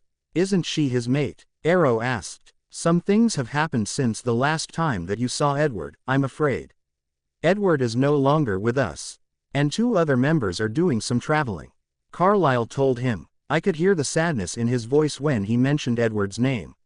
I see, Arrow said. He looked over at me curiously. She seems to cling to these wolves. I didn't like the way he talked about my wolves. Paul slightly growled. I wondered if he could sense something.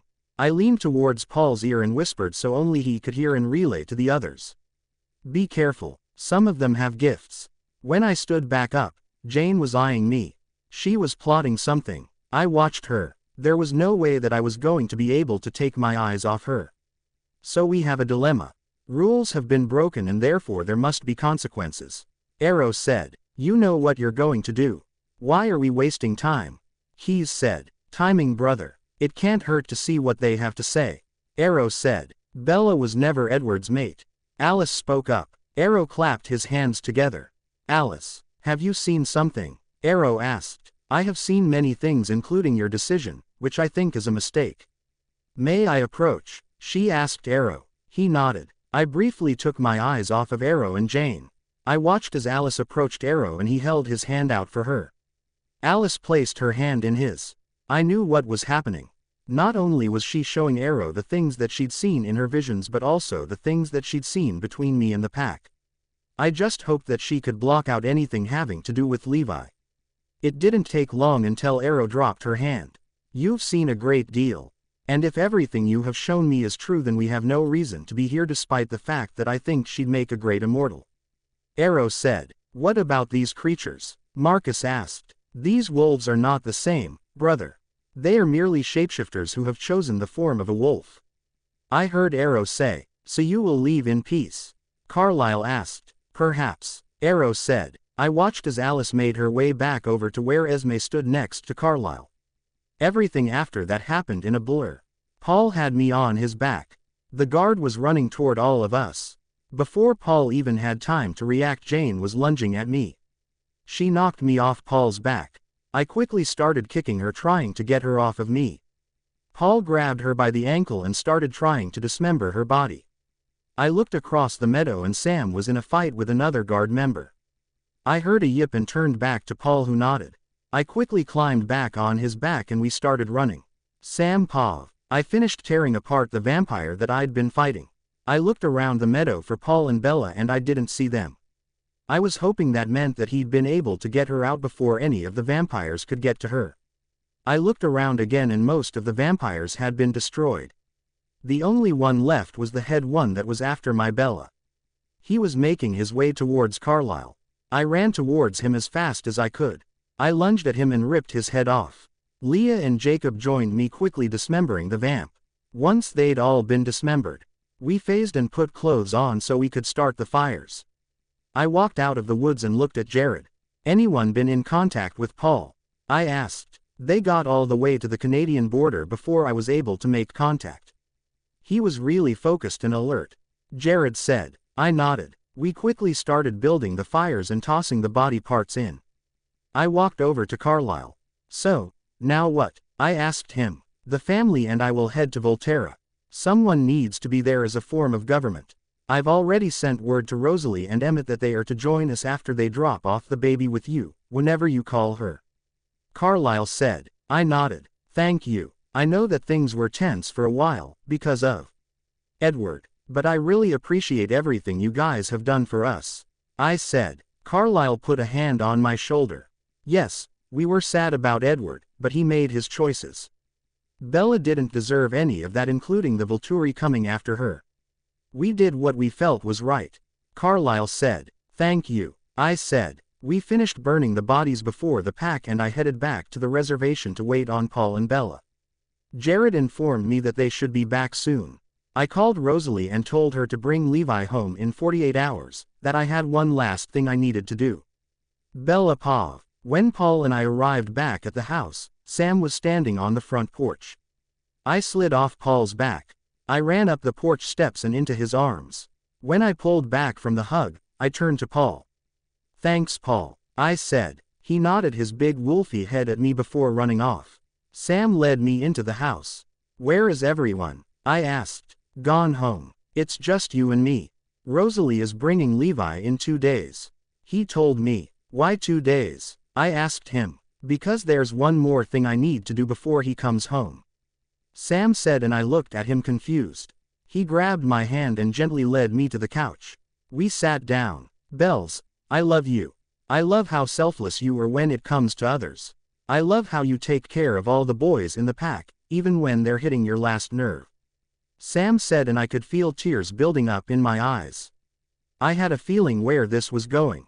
I love that fact that you take care of everyone in general, Charlie, Billy, Sue. You never ask for anything in return. You know, when I first realized that I'd imprinted on you, I was so sure that you were going to reject me. And just the thought of it terrified me. But you were completely open to the idea. You surprise me every day and it makes me fall in love with you even more. Isabella Marie Swan, will you marry me? He said. I was full-blown crying by the time he finished. Once upon a time, I'd been completely against marriage. Maybe that was when I thought that Edward was my future. But then the imprint happened and suddenly Sam was a huge part of my life. It completely surprised me how quickly I fell for Sam. He suddenly became my whole world. Well, him and the pack. The next thing I know, Sam and I are having a baby. I know that he's my future and suddenly I'm not so scared of marriage anymore. Yes, I said, barely above a whisper. Sam quickly pulled me into his lap and kissed me. He put every bit of feeling into the kiss and so did I. God, I love you so much, he said. I reached up and cupped his face with both of my hands. I love you too, I said, before I kissed him again. 2 days later, found Sam and I sitting on our front porch waiting for Rose and Emmett's arrival with my son. I was so grateful to them. When I'd realized that there was a possibility that I would either go into labor early or that things could go south during the battle, I knew that I needed a plan. Fortunately, Sam had agreed with me. That was when I knew that Rose was the only one outside of the pack and the coven that could protect him. And I knew that she wouldn't go anywhere without Emmett. So, I knew that they'd both be protected if anything happened. They're close, Sam said. I turned and looked at him. Can you smell them? I asked. He shook his head. No, it's weird. It's almost like I can sense that Levi is almost home. He said. Kind of like the imprint bond. I asked him. Sort of. He told me. A few minutes later, sure enough, they pulled into the driveway. Sam and I both bounded off the front porch, eager to see and hold our son. Even though it had only been a couple of days, it felt like a piece of me was missing and I knew that Sam was feeling the same way. He's perfect, Rose said as she pulled Levi out of the car and handed him to me.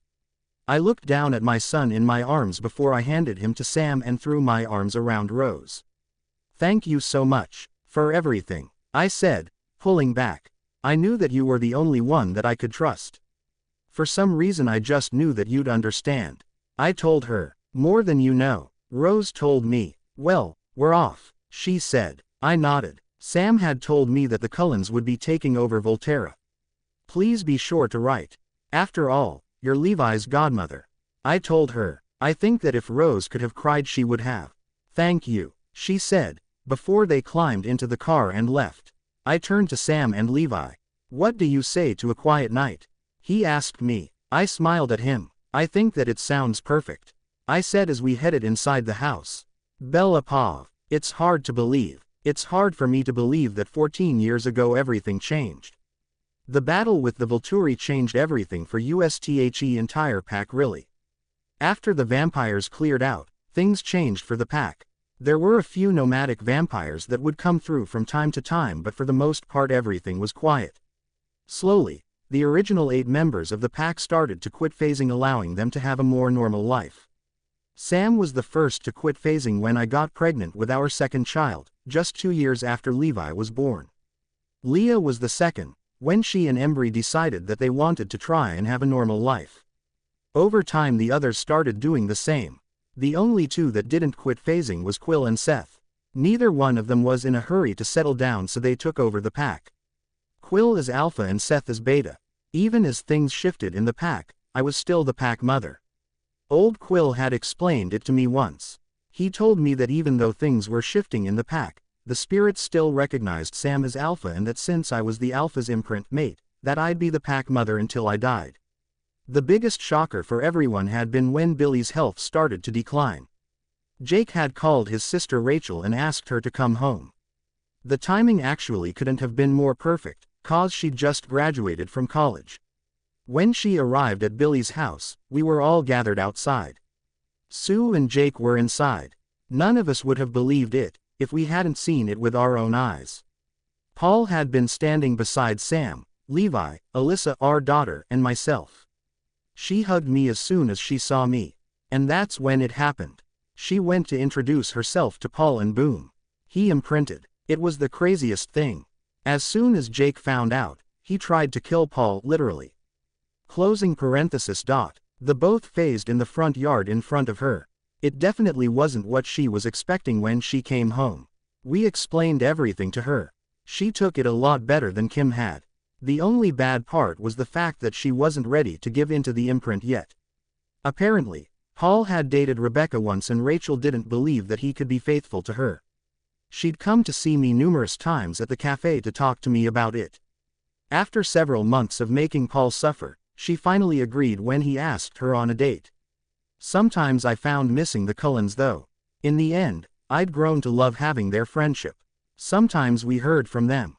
They sent letters, cards and presents throughout the year for various occasions. The biggest surprise had been Rosalie. The short time that she'd spent taking care of Levi, she'd bonded with him. He would often get postcards or random packages in the mail from her. He loved it. They'd once met us in Seattle after Alyssa was born, wanting to meet the newest addition to our family. This particular day I found myself sitting on the front porch watching Alyssa play in the front yard with our dog. Levi had gone to the beach with his friends, but I could see him walking up the driveway, stopping at the mailbox to check the mail. I heard the front door close and Sam came to sit beside me. Levi made his way up the front porch and looked at Sam and I. "Got another letter from Aunt Rose," he said, opening the letter and reading it. When he finished reading it, he looked up at us. "What?" I asked him. He shook his head. "Just thinking. I know that we don't see Aunt Rose and Uncle Emmett as much as we did when I was little, but recently I've been wondering something." Levi said and I nodded. "How come they don't age?" he asked. I looked over at Sam. We knew that it was a possibility that this day would come. I nodded at Sam. We both looked at Levi. "You know the legends that we've told you about and the ones that you learn about at school?" Sam asked him. He nodded. "Well, they're true. All of them. And the cold ones?" Levi asked. "The ones that are talked about in the legend, the ones we made the treaty with." That's Aunt Rose's family. Rose, Emmett, Alice, Jasper, Carlisle and Esme, they're the cold ones. I told him. He nodded. Are you okay? I asked him after a few minutes. Am I going to phase? He asked. We both shrugged. We don't know. It's a possibility. You have the gene, as does your sister. We hope not though. We don't want you to have to go through what your dad, uncles and Aunt Leah went through. I told him. Thanks. I'm gonna go call Aunt Rose. Levi said. Give her our love, I said, as my son made his way inside. I laid my head on Sam's shoulder. I really hope he doesn't look at her differently. Things are so much different than when we first got together. I told my husband. He wrapped an arm around me. I know, me too. Sam said. Ended.